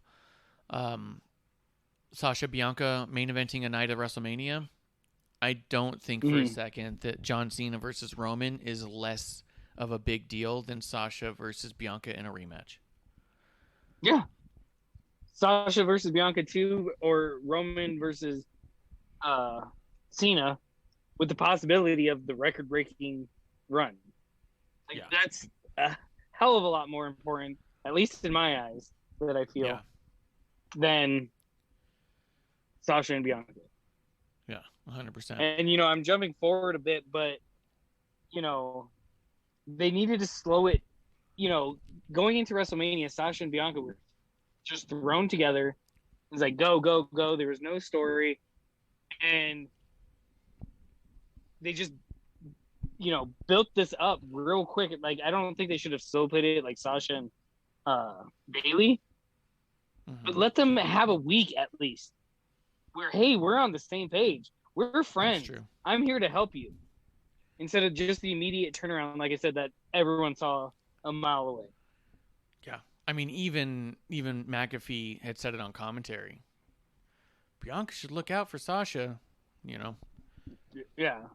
So I agree with that. And Jeremy did say in the chat, and that's why I held till now, he did say next week Balor versus Corbin is what happened after what happened. That's true. They did announce that. We're going to get Balor versus Corbin.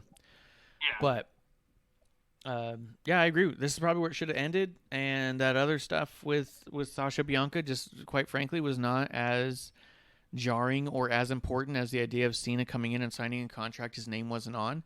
And the idea of a cliffhanger of what does this mean moving forward is a bigger deal with Cena than it is with Sasha. But I will say, if you're trying to sell tickets, maybe locking in Cena versus Roman is more important to sell a ticket than locking in Sasha versus Bianca.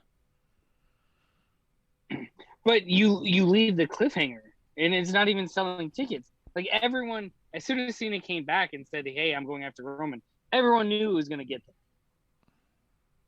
them. Probably. So But there's some fans, I assume, that would be all like, well, until they say it, I'm not going to buy it because I'm not going to get to the point where I'm buying a ticket and Cena's not going to be there for some dumb reason. Like, There's probably a couple. Probably. So I get getting the names on the billboard for a reason. So maybe it's that. But I do agree. As far as just like what would make a good TV show, good cliffhanger, that would have been the way to go. Yeah. And then, like I said, the last few weeks, WWE's been on point with their cliffhangers. The way they've ended their shows. And it was like, cool. Okay. As soon as, with the Bianca 100 promo and Sasha saves it, I'm like, oh, they're having a rematch at SummerSlam. Yeah. Yeah. Like, she's back for the rematch, yeah. Yeah. But like I said, I think it should have ended there. You could even have Heyman arguing with Sonya and Adam Pearce in the back saying, hey, this can't be true. This can't be true. And I don't know. Well, I'll have to review it. Done. Yeah. Instead of they're just like, yep, yeah, sure. Let's go with it. It works. Yeah, for sure. No, I got you. I agree. I don't even have much to say about the other things that happened on there, but we can go through it. The 3-on-3 and the Seth Rollins promo. I liked them all as what they were, but I don't think I had anything specific about those things that were standout to me in general. Yeah, I love that the crowd was singing Shinsuke's or not singing it, but doing the Yeah, for sure. With his intro. Even after it stopped, yeah, it was. Because even after it stopped, they just kept going. I was like, yeah. Especially the rumors that I heard that Vince hated when they did that. I was like, great. Edge and Seth. I liked the promo. I was a little torn about why they didn't show the attack. Oh, yeah. It was like, oh, you missed this. And I was like, but why? Like, that should have been something on TV. Mm-hmm. Yeah, I don't know. Because I'm all for stuff happening off camera, especially for a live audience, because they get, we've all been there, we've all seen it. Doesn't make it on the TV, and I was like, damn, you missed, this person said this or this person did this. I'm all for that, but for like a pretty significant attack like that, yeah, like this should have been on TV. Like I don't understand why it wasn't. I mean, by doing it as a replay, it does end up on TV, and I guess maybe it gives it the sense of reality of not having to wait for the camera to be on to do a thing. It's, oh my God, this is chaos. This happened without even the cameras on, Yeah.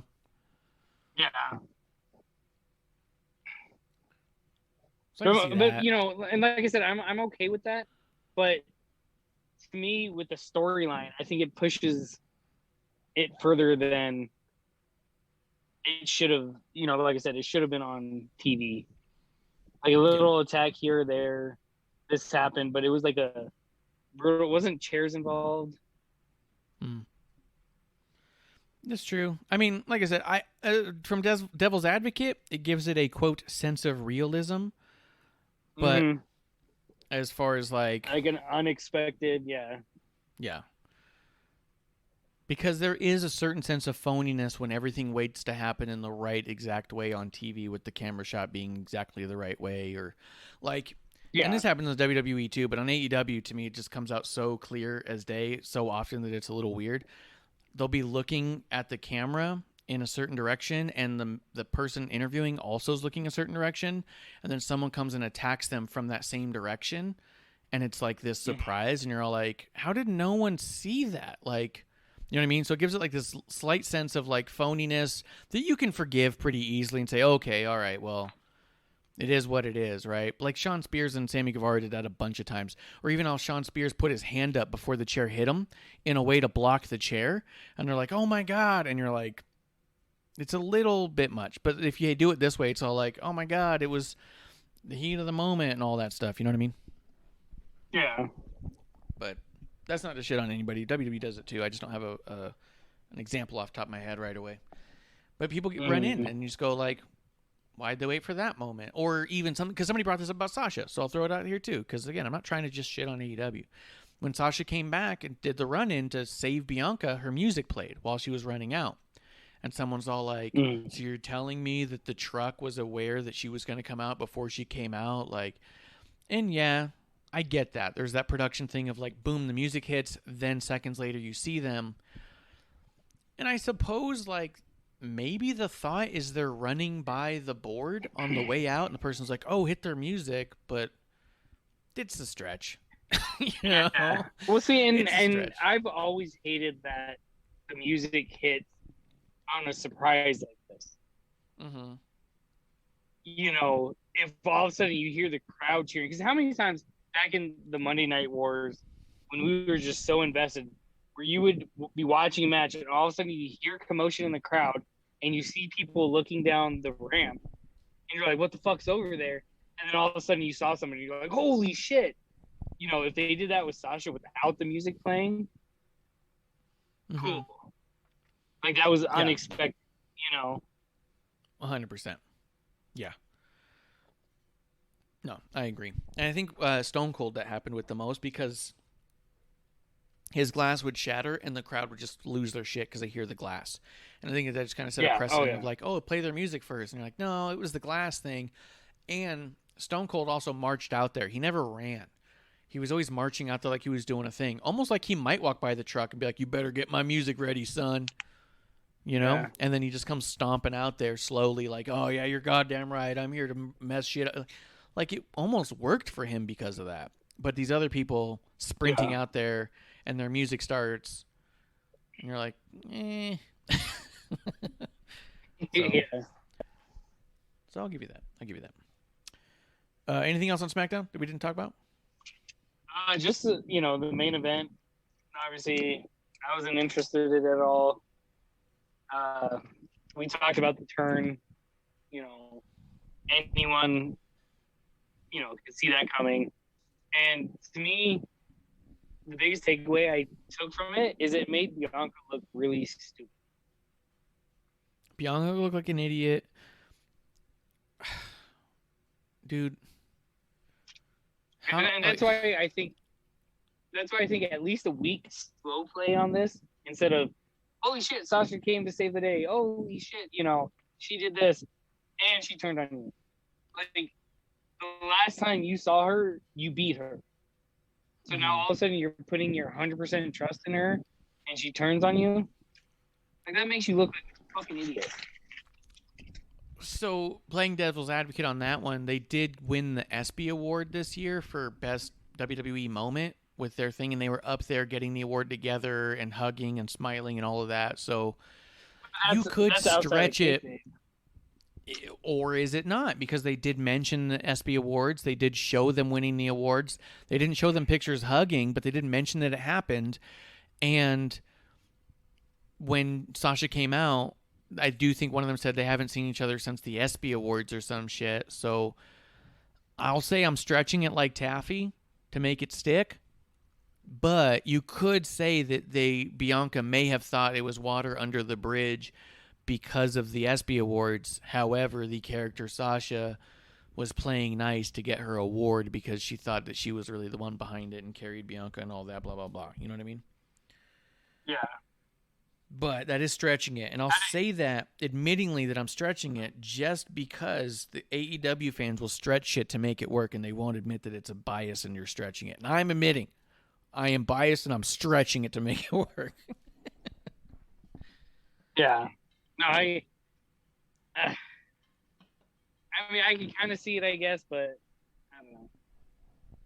Yeah. I watch ESPN, and I didn't care to watch the ESPYs. So, once again, I'm just looking at just WWE TV, you know, because I don't look at tweets or anything like that. That's a good point. I got you.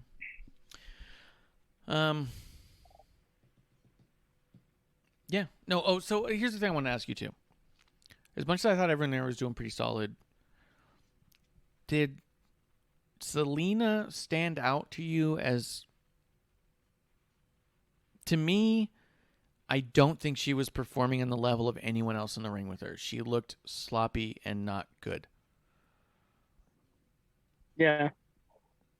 Was that just me being overly critical for no goddamn good reason, or did you notice anything? No, I mean, I kind of noticed it, but at the same time, I don't think it was, to me at least, it wasn't like overbearing. You know what I mean? It wasn't overly glaring to you? Yeah. All right. I might have been a little too critical then. But I was kind of like, as I was watching it, I even said out loud, I was like, she better fucking start picking it up or we might not see her for a lot longer either. Because it felt a lot like the last time we saw Peyton and Asuka when I said, well, that's the last time we see Peyton. It felt a lot like that, where it's like, this is unusually bad in a match that didn't Yeah, have and to see, be bad. I don't think it was that obvious. Yeah. Or Hey, your that- headphones are messing up real bad. Can you repair them or something? I guess. Your mic is doing a pretty crazy feedback.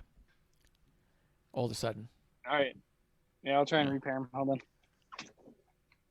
You didn't hear that? Oh. No. Kev, can you tell me what you think of Zelina one more time? Is he repairing it? He might already be repairing it. Yeah. Sorry, I was taking my headphones out How does this and sound to you? redoing them. Sounds fine. Okay, it's my headphones. Kev, stay doing your thing. I'm going to change my headphones.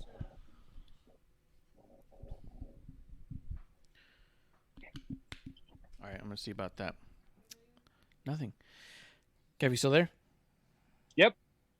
Oh, shit. You got to pair my headphones. I've lost them.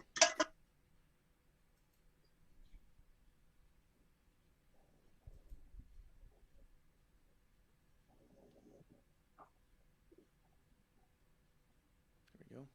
Hey, Kev, you still with me? Yes, sir. There we go. Technical As difficulties. always. Everybody take a drink. The Awesome. IIRonics tag team will never disperse. The IIRonics. Hell yeah, dude. Getting it done. All right, cool. Well, then, yeah, if it wasn't glaring to you that Zelina was an issue at all, then I may have been overly critical. But, yeah, to me, she stood out as the weakest link in this match.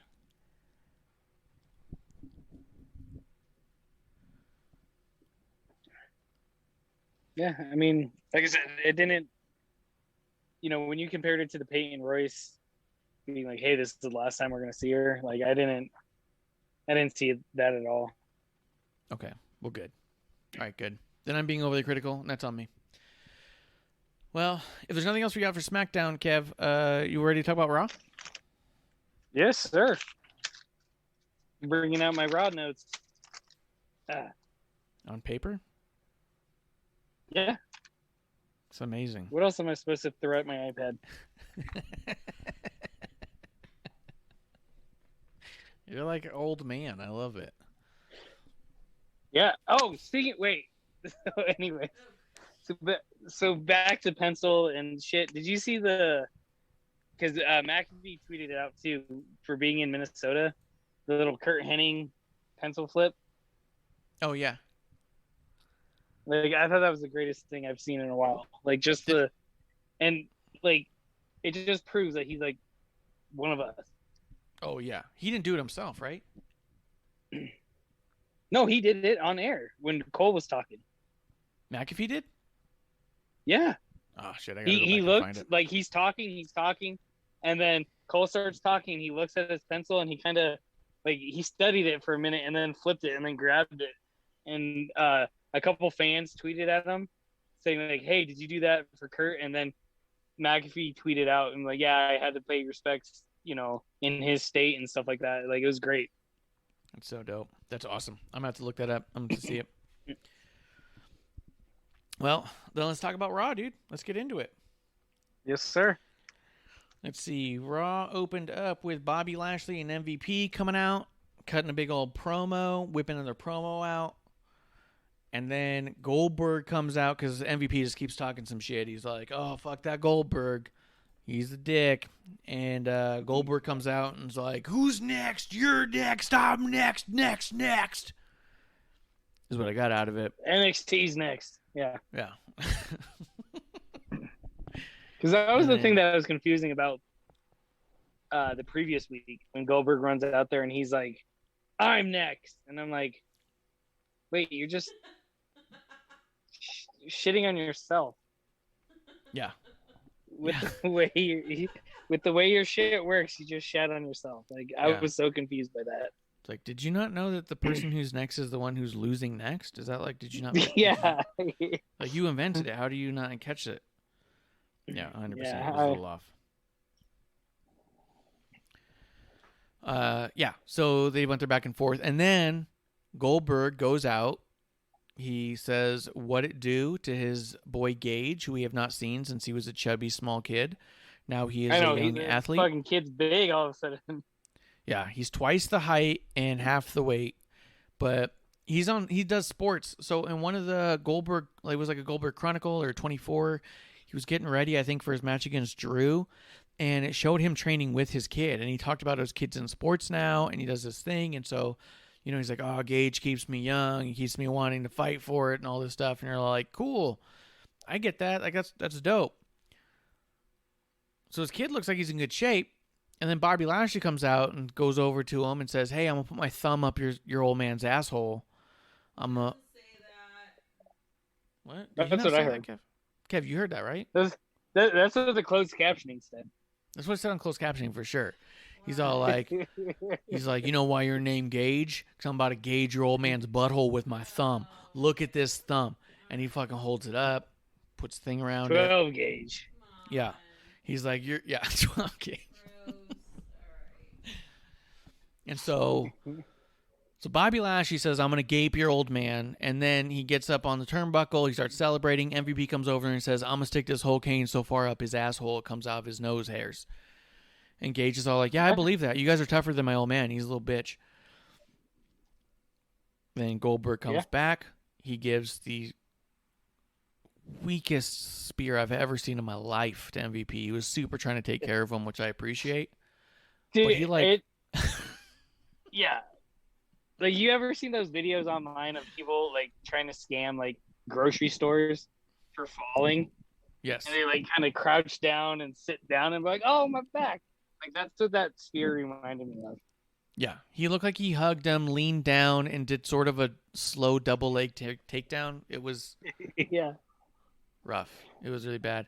And then Goldberg gets up and like walks away, and MVP gets all upset about it. Did he take his son with him? Yeah. Put him on his shoulder like Miss Elizabeth and Randy Savage? No, he rode on Gage's back on the way like Ray and Dunn. Oh, that makes sense. That makes more sense. Let's go. Yeah, I'm actually not totally upset by this. I think that it's not maybe long term. I don't think it does much. But short term to sell tickets for a big show, Goldberg's back, world champion Bobby Lashley. I'm okay with it. I don't love it. Yeah, I mean it served its purpose. Yeah. You know, I'm sure Lunar was ecstatic during all Dude, this. Lunar was losing his mind. There's no doubt about it. Lunar's over there just being like, I wish I was your son, you know? Yeah. Got those Warrior baseball shirt that Gage was wearing or whatever he was wearing on order already. I think it was Chargers baseball. I think it's his like high school baseball team. Some shit. Mm-hmm. But yeah, he's Gabe's at home just being like, I could be your son, Dad. Like it was a whole thing, I'm sure. But yeah, I don't love it. I don't think this is the best thing ever. I'm not like, oh, this is the match of all matches. But if you're trying to fill an arena for the first time since COVID, then throwing Goldberg on the marquee is not the worst thing to say. Hey guys, just come back. We got Cena, we got Goldberg, we got a bunch of new guys you probably haven't seen yet. Like, okay. Yeah, this promo wasn't terrible, but like I said, it served its purpose. Yeah, and it's a stepping stone. And as a long time wrestling fan, we can sit back sometimes and go, okay, I guess they're gonna do this one real quick. Yeah. A lot of longtime wrestling fans feel so fucking entitled. Like, how dare you do this because it's not the exact match I want. I wish this was Bobby Kofi, or I wish this was Bobby Ziggler or some shit. Like, I get it. There's other matches you want. Your Bobby and Rock. Where's Brock Lesnar on this one? Like, I get it. You have your dream matches, but not everything pays out in every single pay-per-view. It's the first one back in front of fans in a long time, and okay, so we'll go through. We'll go through Goldberg. First of the major four. I mean, WrestleMania was half capacity. Exactly. But yeah, those guys are over there. How dare you insult my intelligence, Jason Crow? Yeah, like it's fine, because it's fine. Yeah, I mean, we're gonna be at SummerSlam, like I said. And I mean, my girlfriend asked me. She's all like, "Hey, have you ever seen Goldberg wrestle live?" And I was like, "I really don't think so." I mean, I've been to a number of shows, and when I think about it, I don't recall him ever being on the docket there. So that's not bad. Like, it's cool. It'll be neat to be able to say I saw him wrestle one time. You know? Yeah. But it's like, no, it's not the reason I'm going. You know, like. So yeah, I think people should calm down about it. But it was what it was. Now here's the deal. Here's the bright side no one's thinking about. You know what this means we're gonna get actually. MVP versus Goldberg. No, even better. We're getting Bobby Lashley and MVP versus Goldberg and his son Gage. Then we move forward to a program of Goldberg and Gage against Dominic and Ray, moving them on to Goldberg and Gage against the Usos for the titles and winning those tag team titles. You're going to see Goldberg as a tag team champion by the end of the year. It's going to be amazing. I mean, I don't think so. Or Goldberg and Rey Mysterio for the custody of his son Gage. Custody on the pole match. Yep. I'm telling you, this could be pretty good, man.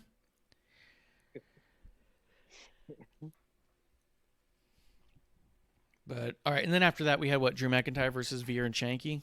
Doesn't that what happened right after? Yeah, Jesus Christ, my God. Ugh. Dude, you know what made this immediately the stupidest shit ever? That Drew's brandishing a fucking weapon, and there's no suspension. The security's not involved. Like, the cops should be shooting him. Yeah.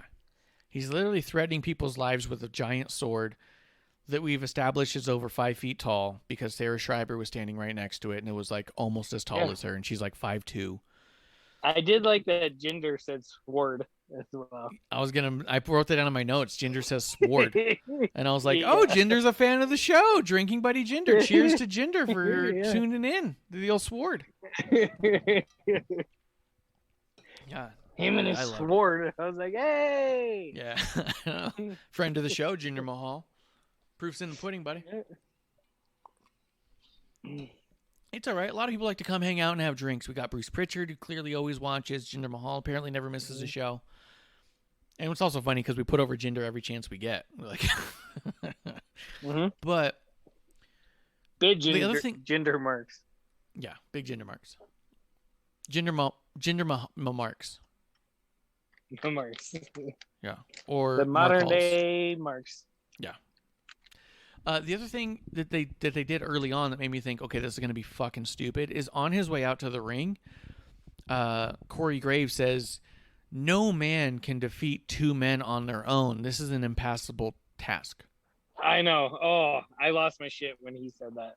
I fucking got red-faced furious. I got online. I started typing shit in all caps. I said, "Vince, what's wrong with you?" Like, I did the whole thing.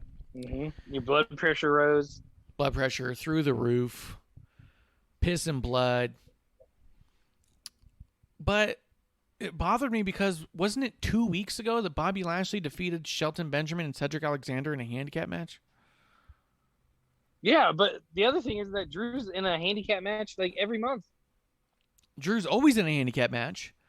This was a tag handicap match, and Bobby Lashley, Cedric versus Shelton didn't require tags. They could both be in the ring at the same time. So it was also like, what the fuck are you talking about saying this is inhuman of a task when you have a champion who did that 2 weeks ago and Drew's done it a dozen times? And Bobby did it against former tag team champions. Yes. Yeah, it was fucking crazy and dumb. I didn't. And the whole thing was dumb, and then he pulls out the sword and he brandishes it, threatens to stab people through the heart, and everyone's all like, "Oh no." Dude, this is stupid. On AEW right now, the Dark Order's trying to get to the ring, and there's literally one guy standing in the way between them and the ring, and 6 guys are like, "Oh, we can't get through," and they backed up. They fucking backed up like they couldn't get through because of one dude who's like the smallest guy they have. It looked fucking stupid.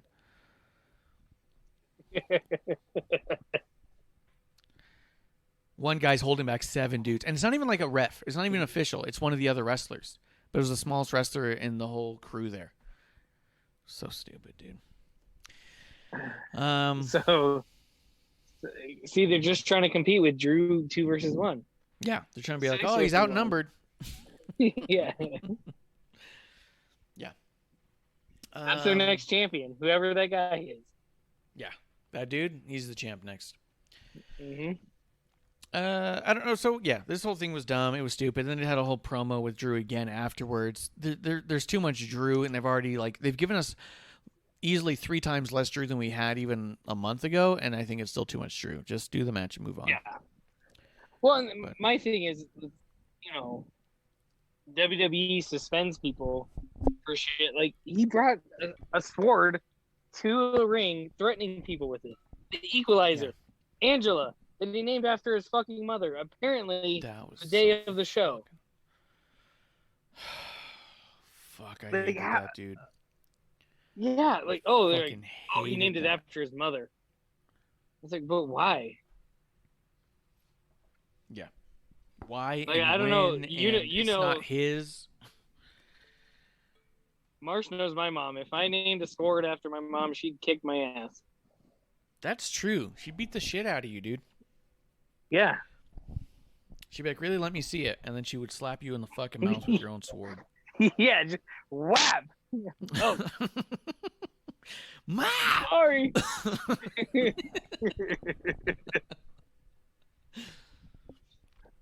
Is your wife scurrying away with your kids? Don't look. Don't look. Nana's beating up Daddy again. Don't look. Yeah, don't look. Let's see. What happened after that? Because, I mean, this was a tough episode of Raw, dude. So Raw's been pretty good for the past month. It's been pretty solid show. See, I need to just stay off the show because then Raw's solid. Yeah, and then this week it comes back and it was pretty bad for the most part. Like, it was a mediocre show. Like, it wasn't trash. We've definitely had worse, but it was mediocre. Yeah. But after that, it was Nia versus Rhea, which, I'm not going to lie, was actually kind of enjoyable. Right. So there's a couple things here. So right before the match, Nia goes, "If you thought that was scary with a man brandishing a sword and threatening to stab people in the fucking heart and murder, wait till you see what I do." And you're all like, "You're not going to do anything close to that level of dangerous." First off. And she pulled out her sword and she whipped her sword out. Mm-hmm. And then, so they do have this match. And at one point, I didn't go back to find the spot, but at one point, the side of Nia's face just breaks open and she's just pouring blood off the side of her face. And it was pretty fucking dope. Yeah, no, I tried to go back several times to find like the impact and stuff like that, and I couldn't find it. I was like, maybe it was there, maybe it was there. I couldn't pinpoint it. Yeah. But I mean, it kind of helped the match along, like storytelling. It made it interesting. It definitely made it interesting. It made it worth watching. Yeah. Because before that moment, I was really not giving too many shits. Rhea looked strong, but Nia looked slow, and not like towering slow, like an Andre slow, but like late Andre slow, like you don't move well because you've got bad bones or something. 100%. And I was gonna bring that up, and like no body shaming or anything like that, but Nia, the way she had her hair, and all of a sudden her headbutt's like the biggest move she has, reminded me of Andre. Yeah. Yeah. Like I'm not, Andre. Yeah, like I said, I'm not trying to shit on either of them, shit on Nia, but that's what it reminded me of. No, and not trying to shame whatsoever. I was a little concerned for Nia. I thought maybe she's just at a weight she can't handle as well as she could before, because she always moved fine. I mean, we've criticized her work a lot, but this was a point where she's like was moving in such a way that I was like, does it hurt her to move? Like I thought she had those knee surgeries because it was a bad deal. Yeah. Yeah, it was just it was a little tough. And then this happened and the blood happened and it was like, okay, something's happening here, and it became interesting. And then after the match, who interfered? Shayna. Shayna That's interfered. Right. Rhea ended up getting the win, and then Shayna and Nia kind of had words, and I was hoping this is where they separate. Mm-hmm. Right. So this is the moment too. Go for it. Break them up. Producer's watching with me, and she goes, "Oh, is this it? Is this where they finally break them up?" And I just went, "I don't care anymore." Like, you should have broken this team up a year ago, and it's been laboring to watch. This isn't like the slow storytelling where you go, "Oh, this is good. We're gonna get there." It's they've been on they've been teetering on breaking up for a year and a half. I just don't care if they do or not, because they're not doing anything interesting regardless. They're not even winning matches. They're not champions. There's no reason for me to give one tiny turdling that they're together or not anymore. They're just bad together, and they're just together, and I just don't give a shit. Well, and it's so evident with Reginald. Like, how many times did Reginald get involved and they end up losing? Like, that should have broken them up freaking weeks ago. Yeah. 100%, man. 100%. Yeah, I just didn't give a shit. Just did not care. But Rhea did come out and barely but got it, put the riptide on Nia, and that was nice. Yeah. I saw that and I was like, cool. It made Rhea look real strong. It did. I'm for it. It did. And producer, when she saw it, she went, holy shit. I was like, there you go. There you go. She's like, she's strong as fuck. And I was like, that's why you do it. That's where this is awesome chance should have come from the Chicago crowd. That's a good point. I agree, dude. I agree. But yeah, they didn't break up Shayna and Nia, and I don't care anymore. Rhea looked strong. What was next? Mace and T-Bar versus Mustafa and Monsoon. Here's the deal. Every time I see Mansoor, it looks like Monsoon. I just think of Monsoon. Yeah. I'm like, God damn it.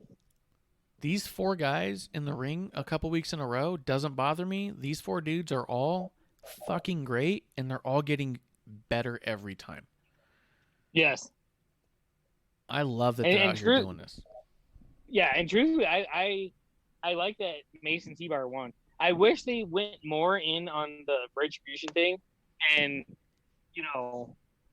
we've talked about it in past one of the episode ones, where to me right now it feels like retribution was a mistake in WWE's creative eyes, because they kind of mention it, but they don't like go deep, because retribution should have been a big thing. It could have been a big thing.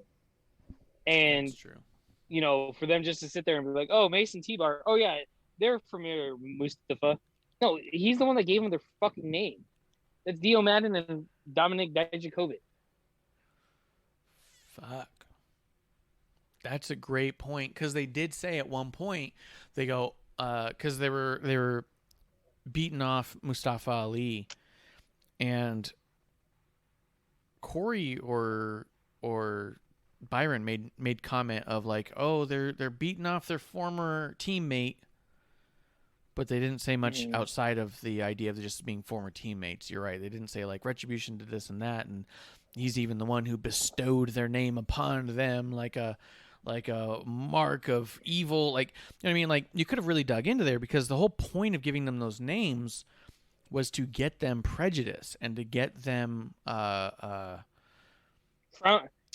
upon and prejudged, and like an stack obstacle. the cards against them, basically. Yeah, it was to hinder their success by storyline. I mean, unfortunately, it was by internet storyline and not on TV storyline, because, you know, it is what it is, and what are you going to do about it? But the story was that they were given those names to hinder them, to create a prejudice against them, and make it a difficult hill to climb to become respected by the audience by having names such as those.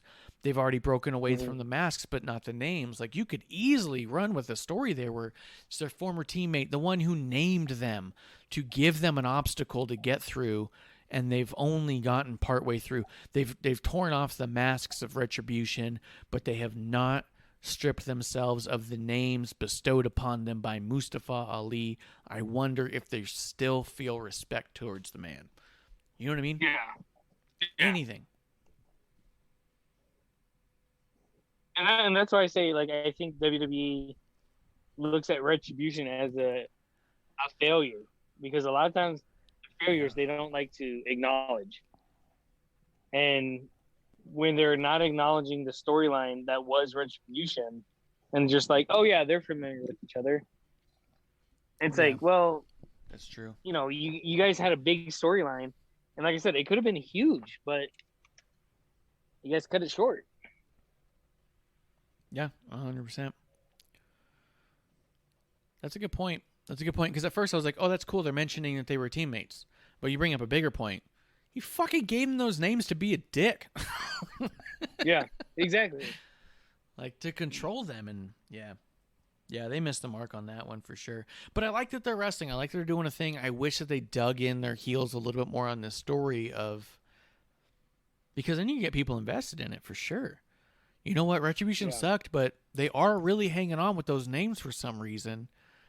And Mustafa Ali is over here trying to get a new follower. And here's his old ones.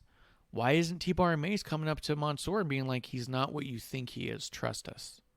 Yeah, exactly. Right? We've been down that road. Yeah. Rookie. Wait till he calls you M-Bag. Yeah. Like, yeah. I don't know. That's a good point. That's a huge missed mark. It didn't occur to me till you said it. So, I fucked up. That's why we're a tag team. That's why we're a tag team. Yeah, 100%. Because I'm usually smarter than you. This is a weird one. I don't know how to feel about it. I can't confirm. Every dog has his day. Lucky day for me. What was it? After that was the Charlotte Flair promo? I think so. Yes. Okay, so I didn't listen to most of this. I'm going to be honest. I did catch where she was trying to shit on the Money in the Bank. She said it was a cowardly way to win. I caught the audience twice starting to chant, "This is boring," before she started yelling over the crowd. Well, and you know what's funny is that I saw because I have that in my notes, is I saw the replay. Yeah. And they blurred that out, and they also blurred out the Becky chants. Oh. She's sitting there talking, she's talking, and then all of a sudden she's like, Becky's not here, Becky is, whatever she said about her this week. And I was like, I was like, wait, what? And I went back and they blurred that out. But which is crazy because during the Damian Priest thing down the line, you could hear the CM Punk chants on the replay. But they blurred That's up the true. Becky ones, but they let the CM Punk ones go, which I thought was weird. That's a good point. I did hear one thing about it. I didn't go back to rewatch it because I just flat out don't like Charlotte Flair promos enough to do it. So apparently terrible. she made some sort of comment about Simone Biles. Biles, the gym. Biles. She made a comment about her. Did you catch it? She talked about her, and she said that I understand why, because she pulled out because of mental health issues, and she said, it's well documented that she said, "Hey, I'm going to step away," this and that. And she's like, "Well, I understand how she feels with the pressure and blah blah blah. Like, I'm about to pull out myself and stuff like that." And you're like, "Whoa, wait a second. Like, to me, like, I understand, like, WWE wants to be like hip, Topical. if you will, on today's topics. Yeah. But it was like, yo, you can't compare these two right now." Yeah, I saw it left a lot of people with a sour taste in their mouth, but I didn't really catch it. And it wasn't even like a heel move, like an intentional heel move. Like, It was this is the worst city I've been in, because I agree, Chicago is pretty terrible. Oh. But it was like hey, I'm on her level. I'm this. And it just, to me, it rubbed me with the Charlotte, like, typical, like, oh, I'm Charlotte, I deserve this. I'm Charlotte, I'm on the same level as this. I'm Charlotte. And it's like, if I was there, I would have, been chanting or saying, just shut the fuck up. Whatever it takes. Yeah, that's definitely poor taste. We've talked about it before briefly. It's the only reason I'm going to say it now, because I feel it would be unfair not to bring it up. We do believe that not everyone is scripted word for word. I do think that the people who are not scripted work with writers, as to say they get approval. Do you think it's possible she went off the cuff on this one and just said it on her own? Or do you think it was something that was discussed between multiple people who all said, yeah, that's good? Because I also think Charlotte's at a level where she's not going to be just handed a script and said, just do what you're fucking told. I don't think that Charlotte's on a level where she can't go to someone and say, I don't think that this is the right thing to say. I don't believe that for a second. I think that if nothing else, I think that Charlotte got a script that said that, and she said, yep, that's all good. You know what I mean? Like, yeah. To me, that's worst case scenario, or best case scenario, I guess, or worst case. Yeah, well, and that's what I was gonna say.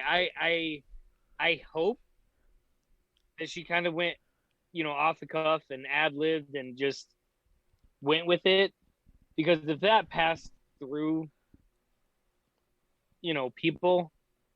several people in the company, I'd raise a few eyebrows on that. Like, how many people approve this? Because, like I said, I understand where WWE's coming from, where they want, current headlines, and they kind of want to relate to it. But Charlotte Flair being handed everything compared to Simone Biles, withdrawing from the Olympics because, of her mental health issues, I think, you're towing a line there that shouldn't be towed. I agree, dude. Yeah. No, I don't. Yeah. 100%. I don't. That's what I'm saying. Like, if I'm even trying to be. Because I try to do devil's advocate as much as I can. If I'm trying to be fair, best case scenario, she went off the cuff and just thought it was a good thing to do. Or worst case scenario, she sat down with multiple people and they all went, yep, that's good. You know what I mean? Like there's no. And that's what that's what I fear.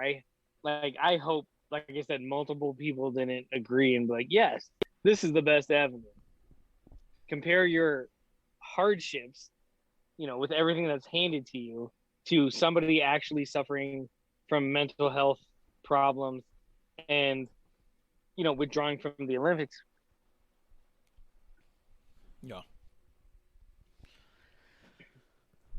Yeah. I mean, good news is even. Go ahead. I was just gonna say, even with the Simone Biles news, like, I see both sides of it.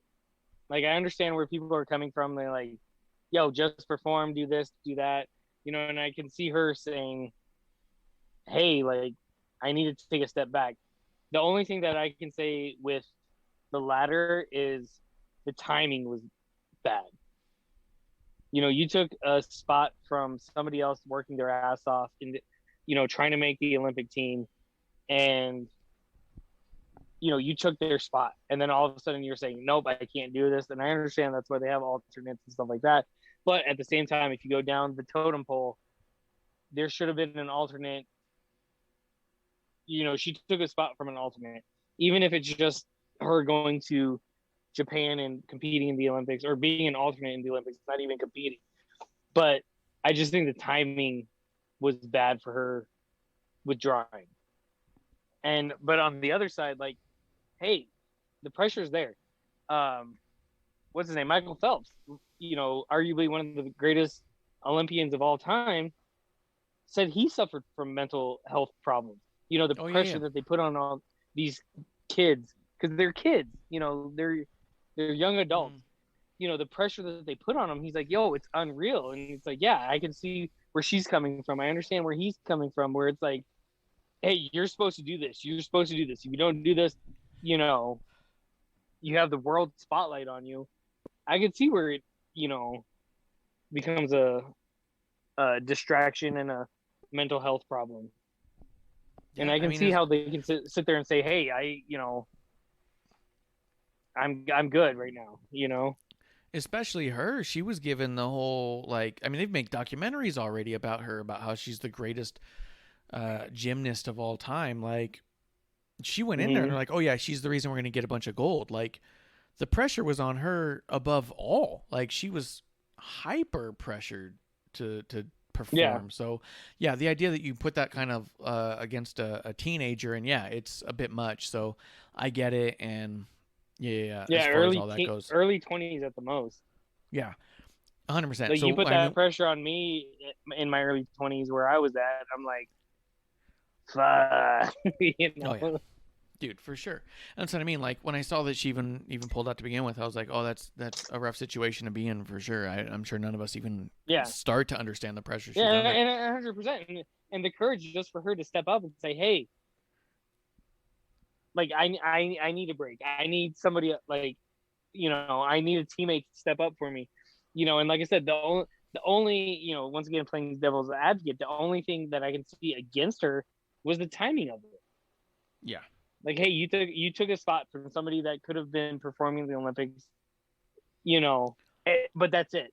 But at the same time, I commend her courage. Most people would just do it. Mm-hmm. There's so much pressure on me, this and that. Like, the balls she has to sit there and on the world stage in the middle of the Olympics and saying, hey, this is too much for me. Like, most people would just do it, and, oh, you didn't perform, you didn't win the gold, you're a failure now. Like, what do you expect? Yo, we were watching the beam. I don't remember what it's called, but like that horse beam thing. We were watching that at a bar, and she fell off of it in a weird. Or she didn't fall off it. When she dismounted, she like fell back, and completely botched the dismount. And while we were watching it, I was like, oh shit. And they're like, what? And I was like, the pressure on her is outrageous, and the fact that just happened.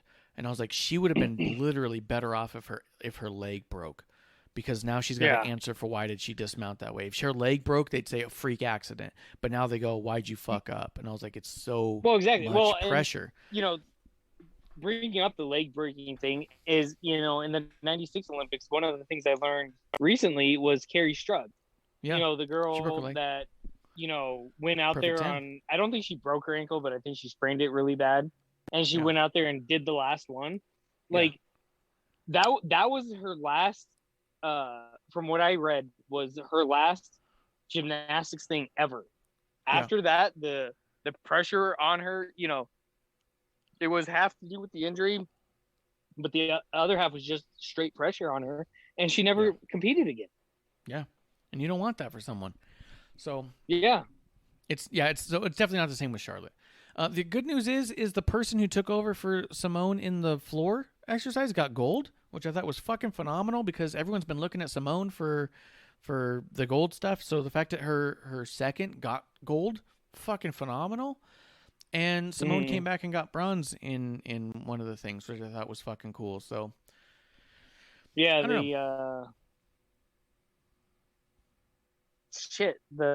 not the balance beam. What the hell is it called? I don't know. The uneven bars?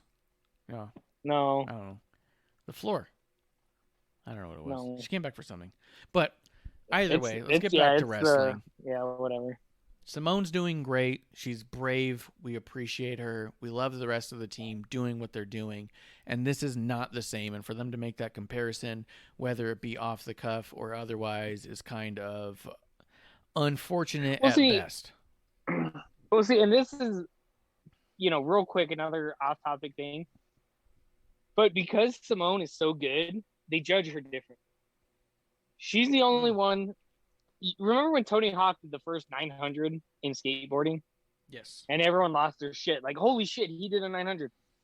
Simone Biles on the floor does this, like, triple flip that no one else can do. Mm-hmm. And they said that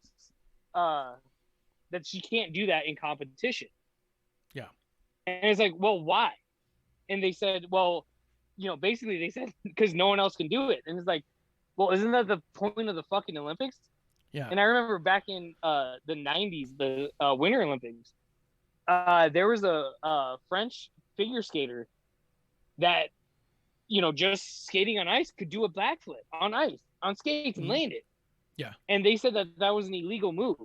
And, you know, once again, they said, why? And it's like, well, no one else can do it. Well, isn't that the point of the Olympics, is to show what you can do compared to the other people? And I remember, like, she did her routine, she fell, and she said, fuck it, and she did a backflip, and they disqualified her for it. And I was like, that's fucking horseshit. Was that a woman or was that Scott Hamilton? No, it was a woman. It was a French woman skater. Ah, yeah, you're right. And she did it, like, once she fell, she realized, hey, I'm not in medal contention, and she did it. The crowd erupted, and they disqualified her, you know, scores from after that. I was like, that's horseshit. Like, if you can do something that other people can't do, that's the whole point of competition, especially on figure skating, gymnastics, and stuff like that. So when they, with Simone Biles, when they judge her differently, that's bullshit. That is bullshit.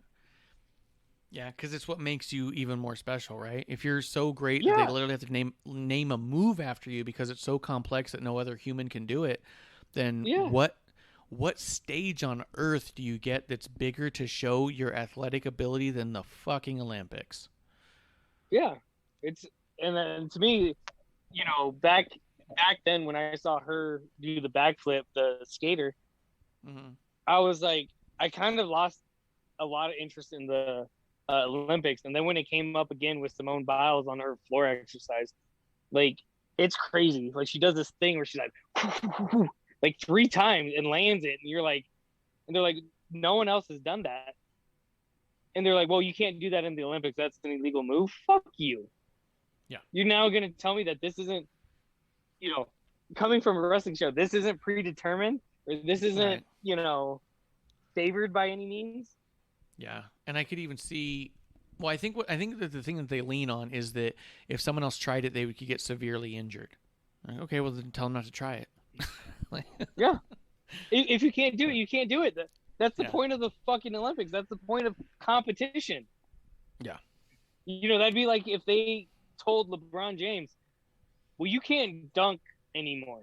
Well, why? Yeah. Because no one else can dunk as hard as you from this distance. So anything closer than that you can, but anything further than that you can't. Yeah, Fuck can you imagine they put up a dunk line? No dunks beyond this point. Yeah, exactly. Kind of like the stupid defensive line that they have. But it's stupid shit like that where you're like, wait, why are there rules against gifted people? Yes, against ultra athleticism. Yeah. But on top of that, anyway. someone who's never experienced any sort of rule against their ultra athleticism is Charlotte. She's been given every opportunity in the history of time. Yeah. So yeah, the comparison didn't mean to be made, for sure. I mean, we could. I don't know. Was there much else in here that you thought was like definitely standout? I like almost beating the shit out of Riddle, but I mean, after that was Tamina and Doudrop, right? Yeah. I like that Tamina won. That's the only thing that I took away from it. I was like, cool, made her look good. You know, cheers to a speedy recovery to Natty. Yeah. I thought, you know, when I watched it last week, I was like, oh shit, they're gonna have to take the titles from her. But then they're like, oh, she should be back in a couple weeks. So I'm like, all right, well, it's gonna be interesting on how long. Yes. You know what I mean? Because even in the meantime, I would want Tamina to face at least Scrubs and just beat them 2-on-1. Just because Tamina beating Doudrop, like, showed, you know, put her over and was like, yeah, she's a legitimate threat. You know, if Tamina defended the titles a couple times, 2 against 1. That'd be sick. You know what I mean? Like, it would solidify A, Tamina as a badass, but B, the tag team in general. Yes.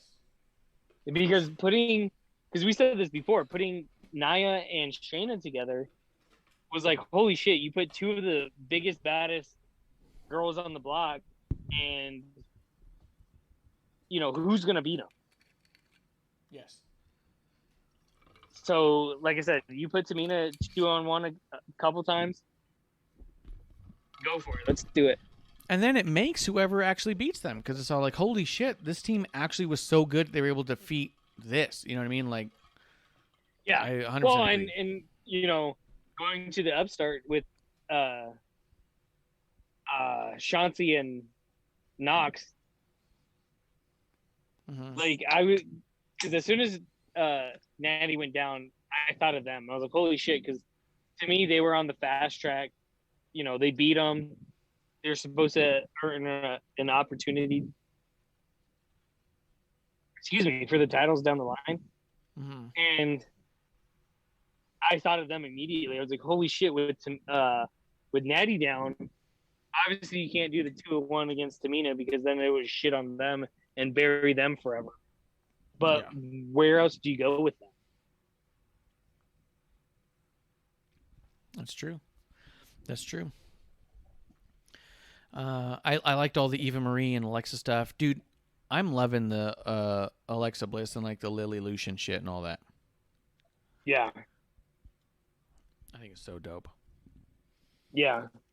I'm curious to see what happens next week because after they attack Alexa, and because that was the thing that got me, because like Alexa's kind of like giving Doudrop her like her dues almost, like, yeah, I see you, you know, her shout outs. Like to see Doudrop just go over there and fucking attack her, I was like, oh. And then you see I almost said Mandy, you know, then you see Eva, and then you're like, okay, then it makes sense. Yeah, 100%. I don't know. And by the way, if we go to if there is a SummerSlam and Doudrop goes out there, we need to just start the chant Piper. What do you mean? Why? You think she has something to do with Roddy Piper? What's that? You think she has something to do with Roddy Piper? No, that's her name. She's not Roddy. Doudrop. Huh? She's not Roddy. No, but it's Piper Niven. No, she's Rowdy Doudrop. Okay. My bad. Let's see. After that, we had Damian Priest with Miz TV, and then tagging with Ricochet and Morrison and Sheamus. I don't know. What do you think about all that? I could have done without it, but I do like Damian Priest, Ricochet as a team. I do like Sheamus a lot. I think Morrison needs to be far away from Miz. I like that they kind of called that out too. We're like, What'd yo, they say? you returned just to be his best friend. You know, they kind of called out Damian Priest kind of called out Miz on that. I was like, yeah, like separate them. Like, if there ever was another draft, like, Split 'em yes, up. take Morrison away. Yeah. The only thing that got me with that was like a downer for me was when was the whole Miz and Sheamus attacking, or not Miz, but Morrison and Sheamus attacking Damien, and all of a sudden Ricochet comes out there, and then what's his name said, expect the unexpected, right before the commercial break, and I was like, well, what do you mean expect the unexpected? They're not going to make this a tag team match all of a sudden? And then they came back and it was a tag team match, and I was like, I expected this. Yes. Yeah, because they had like the one-on-one match, Damien versus John Morrison, and I was like, oh, this is cool. Yeah. And then Mm-hmm. as soon as Ricochet comes out, I was like, they're not going to do double duty, right? I said this out loud. I said, why would they have Morrison and Damien do double duty? Like, they're not going to do a tag match now, are they? Producer looked at me and said, Yeah. well, 3 hours. And I was like, God damn it. Give me the IWC reply. And then it came up commercial. Yep. 3 hours. Mm-hmm. I was like, come on. Yeah. And like I said, right before the commercial break, it was like, expect the unexpected. And I was like, well, like I said, they're going to put him in a tag team. That didn't happen. And then, so Priest came out as a double winner, but Morrison came out as a double loser. That's true. Yeah, 100%. I don't know why this couldn't have waited a week. I don't. Let's see. Let's barrel through some of this. Omos versus Riddle. I know you like Riddle. I know there's a lot of benefits to Riddle, but I like that they're making Omos just that big of an unstoppable force right now. It bothered me at first that it was kind of just a squash, but then I was like, all right, it builds it up. To me, I'm waiting for the Randy return, because why else would Riddle be going against AJ and Omos? And I love that Riddle named his goldfish Swim Shady. Such a dick. You're the dumbest person. It was so stupid, but so good. Let's see. Oh, so you want to talk about this too, though. So Keith Lee came out with a match against Karrion Kross and won in a clean move with a Spirit Bomb. You had a few questions about this. Me? Yeah, you had questions about it earlier. I said we'll talk about it on the show. Oh, yes. I was wondering why Kross is still not coming out with his Miss Elizabeth. What's her name? Scarlett. Yeah, it's a really weird thing. A lot of people have been talking about it, and a lot of people speculated that he was going to lose until she came around and then would start winning. Like she was the secret sauce, and then a couple of random podcasts, and I say random in without meaning like just completely random, but there was like at least 2 notable podcasts that just speculated, I don't know, maybe that's what they were thinking about doing. And then Dirt Sheet started running with it, saying, oh, this is what the plan was supposed to be. And so now everyone thinks it was supposed to be. I don't know what it was supposed to be, but it is really peculiar that they've called up Karrion Kross and Scarlett doesn't seem to be attached when, if you remember, well, I mean, I guess it's just so different, right? But Scarlett signed before Karrion Kross signed, like months before, and made no appearance. And then there was that whole discussion when Karrion Kross became a free agent of where's he going to go. And when they saw that Scarlett signed with NXT, they said, well, clearly Karrion's going to go there and they're going to be a package deal. Well, that's what happened. Yeah. And then they came out as a package and they did the whole thing and the presentation is what it is and it's phenomenal. And now that he's going to the main roster, the fact that she would be separated from that at any moment is strange because it's like, well, we signed them together. You know what I mean? it's not that different from completely breaking up a tag team once you sign them. Let's sign the tag team and break them up immediately. You know what I mean? Like, it's a little weird. Yeah. So, Do you I think think it's weird. Do you think it has anything to do with, like, if Mia interfered in a Keith Lee match? I mean, she hasn't. But do you think that's She where they're going to hasn't, get to? but at the same time, everyone knows that they're together. Like, if she got involved, maybe not interfered, but if she got involved, and then all of a sudden Cross was like, I got Scarlet. You know what I mean? Yeah. I could see that. I wouldn't be totally against that, at least for a little while to get them going. But it is really weird, peculiar. No one seems to know why. There's no seeming injuries that anybody's aware of or anything like that. So it's weird. What do you think about this, though? So Karrion Kross makes his debut on Raw. Because I haven't talked to you since he's shown up. He made his debut on Raw. He lost in a roll-up to Jeff Hardy. Jeff Hardy. Jeff Hardy contracted COVID and has been off TV since.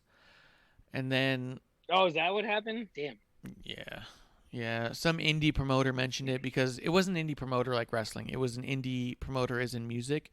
He was supposed to do a show somewhere and cancel because of COVID, and they put it out there, and everyone went, what? But, yeah, so he lost to Jeff Hardy in like a minute and a half, and then he wins against Keith Lee the next week, and then this week he loses to Keith Lee.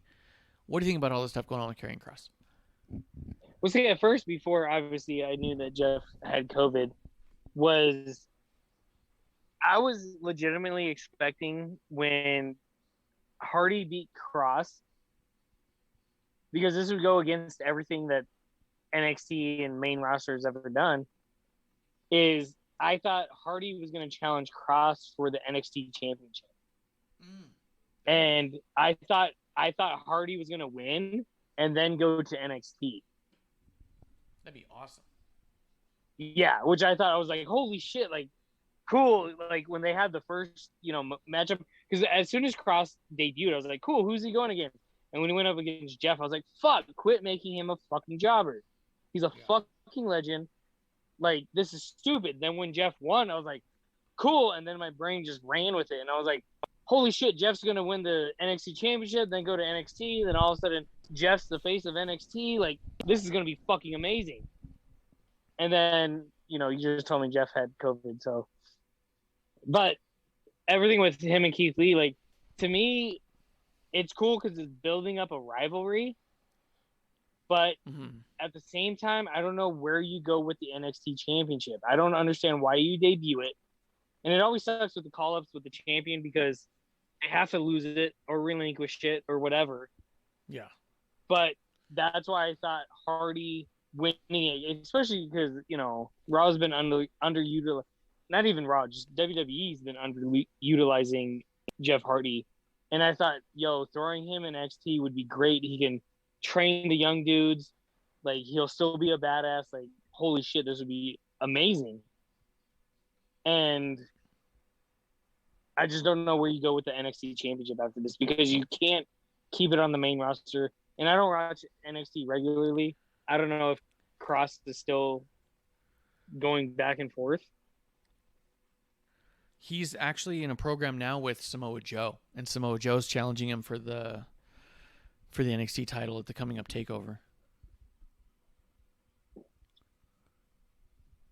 I mean,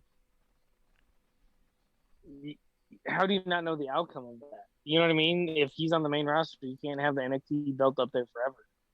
It's got to go to Joe. But at least Joe's super believable, and losing to Samoa Joe is like being eaten by a T-Rex. It could happen to anyone. Yeah. But that's where I thought, like, he would lose to Jeff Hardy on, like, a weekly show.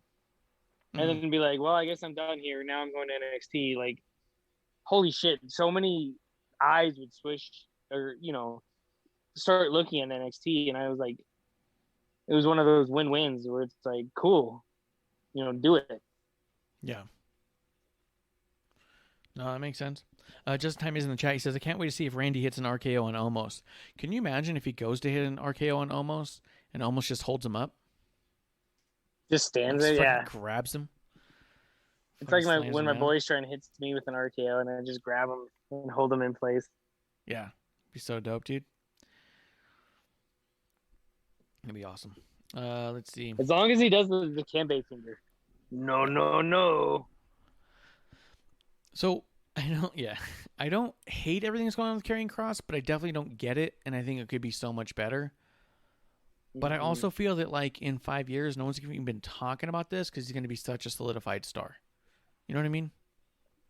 Mm-hmm. That's just how I feel about it. But I don't know. I don't fucking know. Who knows? Let's see. We had Reggie and Akira Tozawa in a 24/7 title match, which was fine, and then the main event. Those are only the last two things I have. What do you have?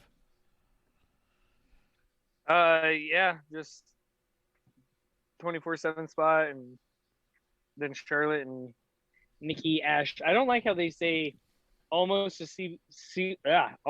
superhero Nikki ASH. Yes. So basically, you're saying almost a superhero twice. Yeah, it's You're like gonna saying jump off ATM camera machine. real quick, but I'll stay with you guys. All right. Yeah, it's like saying ATM machine. The M in machine, or the M in ATM is machine. So it's ATM machine. Like Yeah. automatic teller machine. So, but yeah, so I don't have anything to say about 24/7 championship other than, it was what it was and it was fine and it was an entertaining little spot. And then we had Nikki ASH defeating Charlotte Flair in a no holds barred match, which doesn't mean what they think it means. No, I've complained about this before, but no holds barred means you're allowed to use any hold. Doesn't mean you're allowed to use any weapon. The no holds barred match came about because moves like the pile driver were banned because they were deemed too dangerous. And so you'd end up in a match with Jerry Lawler that was a no holds barred match, which means that he could use the pile driver. It didn't mean he could just throw you through a fucking table and take you into the concession stands. Well, see, and that's all. what I was going to bring up is I don't like that they actually the last few no holds bars that just off of recent memory, none of them have used a forbidden hold. Correct. Or move. Yeah. It's just a no DQ match. And I wish you would just at least say that. No disqualifications. Okay, fine. I can live with that. But no holds barred, that's a different thing. That's a different thing altogether. Yeah. So it was what it was. Charlotte Flair just beat the absolute ever-living shit out of Nikki forever, and Nikki squeaks out a victory in the end. So stupid. And I hate that Charlotte, like, even when Nikki had some offense, Charlotte didn't sell worth a shit. Nothing. She sold absolutely nothing, and she was just talking shit the whole match, and it didn't make me invested in it at all. Like, I get it that, like, if you look at Charlotte's win-loss record, she loses a lot. And I guess that part of that is probably that you have to believe that believably they could win and that they're dominant for the win or the loss to mean anything. And especially if you lose a lot, like Samoa Joe lost a lot, but he was believable because he was such a mean motherfucker. It's like Brock Lesnar, but reversed. It's like a jobber Brock Lesnar. And so I get that. But the other thing that really bothered me more than any of it, so that bothered me a lot. But the thing that like really made me say, what the fuck is this bullshit? How much are we going to give to Charlotte?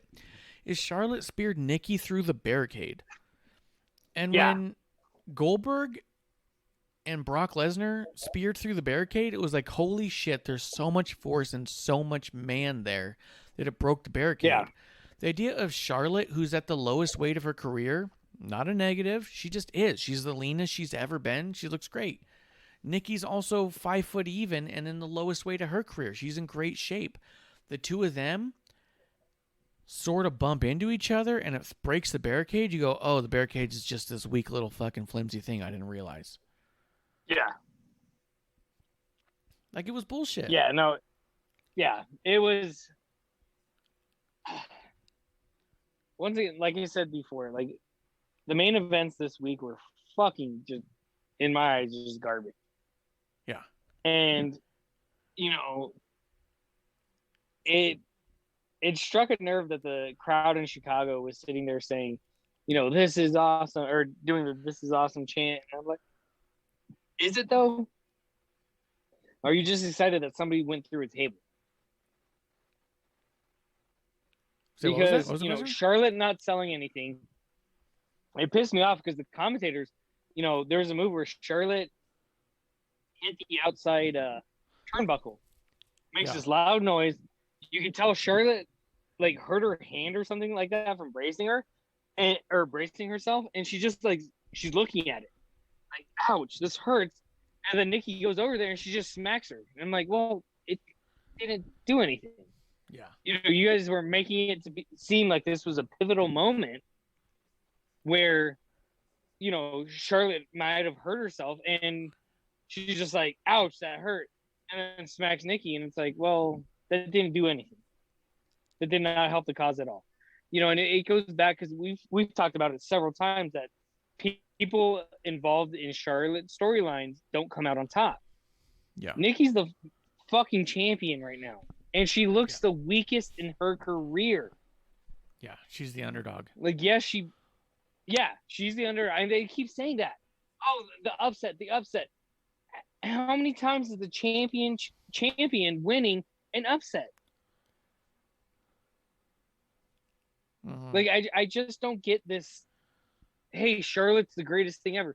Fine, if you want to build her as the woman Ric Flair, that's fine. But at the same time, she can't shit on everyone in her division. And that's exactly what's happening. And, like, it makes Nikki look weak as hell. When they first did the triple threat with Rhea and Charlotte, I'm like, okay, cool. They're going to put over Nikki, making her look like a legitimate champion. Like, hey, she belongs in this division. Sweet. Let's go with it. And ever since then, Nikki's looked the worst in her career. Yeah, this is awful. Yeah. She basically looks like Alexa's sidekick again, but worse. Yeah. But the thing that sucks about it, too, is I believe more in this Nikki character than I believe in any of the other ones. I love this character. Yes. I think this is amazing. Yeah. I like the character. I like the story or the message she's portraying. Like, hey, don't, almost like Hulk Hogan, like, take your vitamins, kids, say your prayers. It's kind of Nikki right now. And I'm like, cool, let's do it. It's a woman figure saying it. Let's go with it. But she, I hate to say it, but she looks like absolute trash out there against Charlotte. Yeah. Yeah. 100%.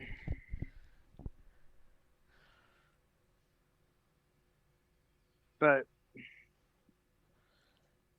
I don't know, once again, they're, like I said on SmackDown, like, this should not have ended the show. Yeah, I shouldn't. Yeah, I didn't care for it at all one bit. It was one of those, like, I kept waiting for something to happen. There's somebody coming out. Is Becky actually returning? No. Is something else going to happen? Is Rhea even going to go out there and attack her? No. So basically, Charlotte, which absolutely irritated me that she pulled up on the pin twice.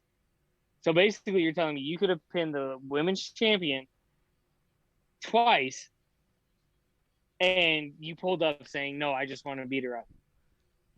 Yeah. Which is 100%. fine, but make Nikki look tough. Make her look like there's a struggle there. Mm-hmm. But there wasn't. It was just Charlotte. It was almost beating up Riddle, basically. If Riddle was the fucking heavyweight champion. Yeah. It was awful. I didn't need any of it. It didn't do anything for me. I wasn't like, oh, Nikki's really got a shot in a triple threat. And I wasn't like, oh, no, it did nothing. So I could. Yeah. Going into SummerSlam, it's not, the question isn't, is Nikki going to win? It's who's Nikki going to lose a championship to right now? Yeah. Yeah, she feels like she doesn't belong in a match, and she should be feeling like the one that everyone's got to try and team up on. And Charlotte just burying her with not selling, like, fucking Jesus. If this was any other worker, and once again, pure speculation, if this is any other worker, they would be fucking reprimanded like crazy. Yeah. I feel like, I mean, I don't know, but yeah, it feels like, what the fuck are you doing out there? Yeah. Yeah. I don't care. Don't give into it. But that was Raw. Hey, real quick, this happened just live right now, so I'm going to throw it at you, Kev. After the Malachi Black and Cody Rhodes match, Cody Rhodes cut this promo about how AEW is the best ever. He's got no bitterness in his heart, this and that. He loses the match, and he starts to take off his boots. He gets one boot off. He starts to take off his second boot, and JR's like, is he retiring? Is this it? You know, it's a time-honored tradition to leave your boots in the ring when you're done. And then Malachi Black comes running back out and hits Cody with a crutch, and Cody only got one boot off. If this is the end of Cody's career, and he did complete it by putting over Malachi Black, what do you think about that?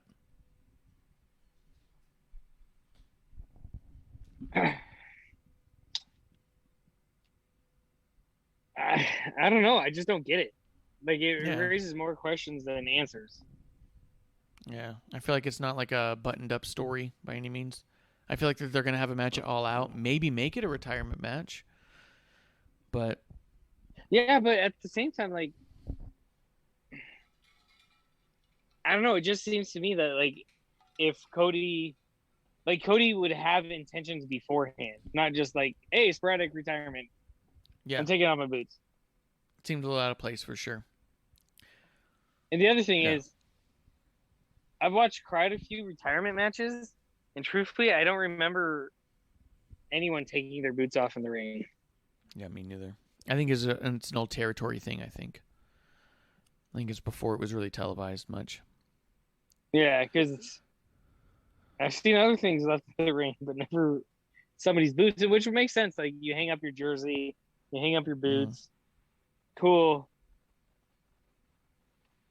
Yeah. No, I agree with that too. You know, I felt like it was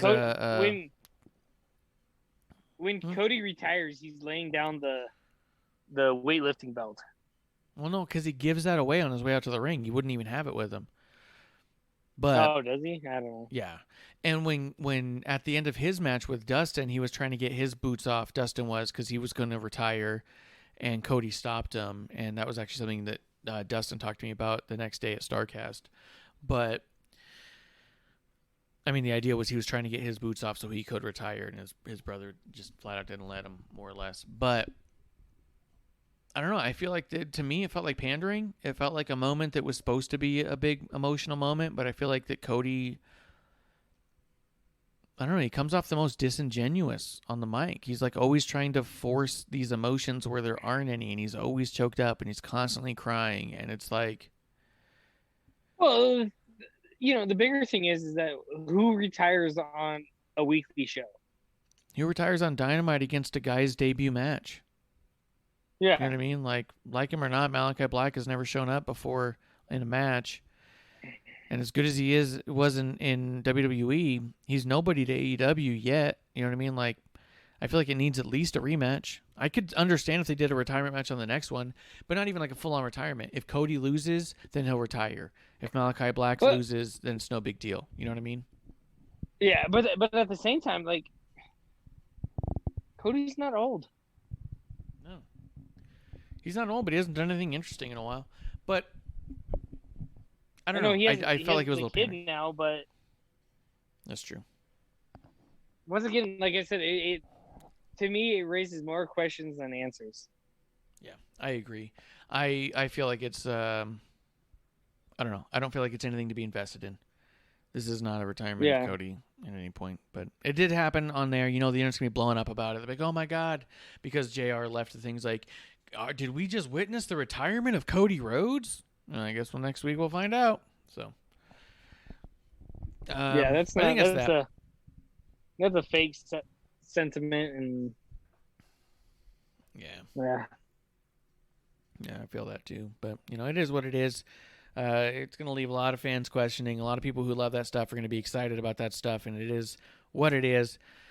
Kev, was there anything that you think that we were missing about any of these shows? I feel like we really got into it. We haven't talked in a while, and I feel like we really made up for lost time. I don't think so. I think we're good. Like,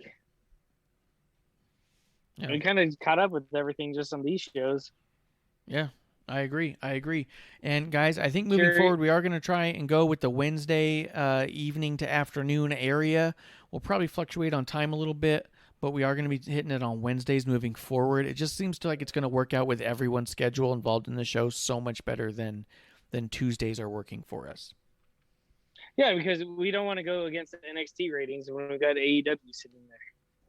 That's a good point. Why would we go against head-to-head against NXT when we got AEW right there? Yeah. 100%. So, guys, come back and check out episode 1 next week on Wednesday. But if you are interested in what we thought about what happened on AEW and its aftermath and NXT, then you're going to want to check out tomorrow afternoon, evening with me, Clump, and Amanda as we hit up Thursday Night Chaser with another episode 1 of that. Kev, is there anything you want to say before we get out of here?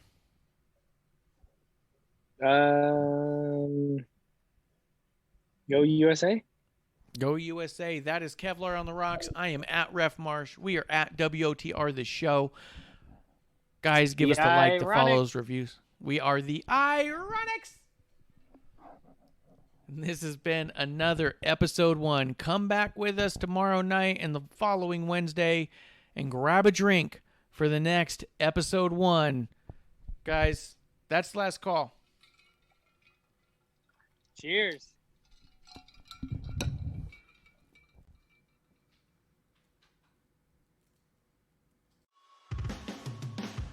Hey, producer lady here. Thanks for tuning in. Continue to support us or buy us a drink by following and putting the I in subscribe on Twitch. Or subscribe and review our podcast on Apple Podcasts or wherever you listen to us. Cheers! I would never have a drink with wrestling on the rocks.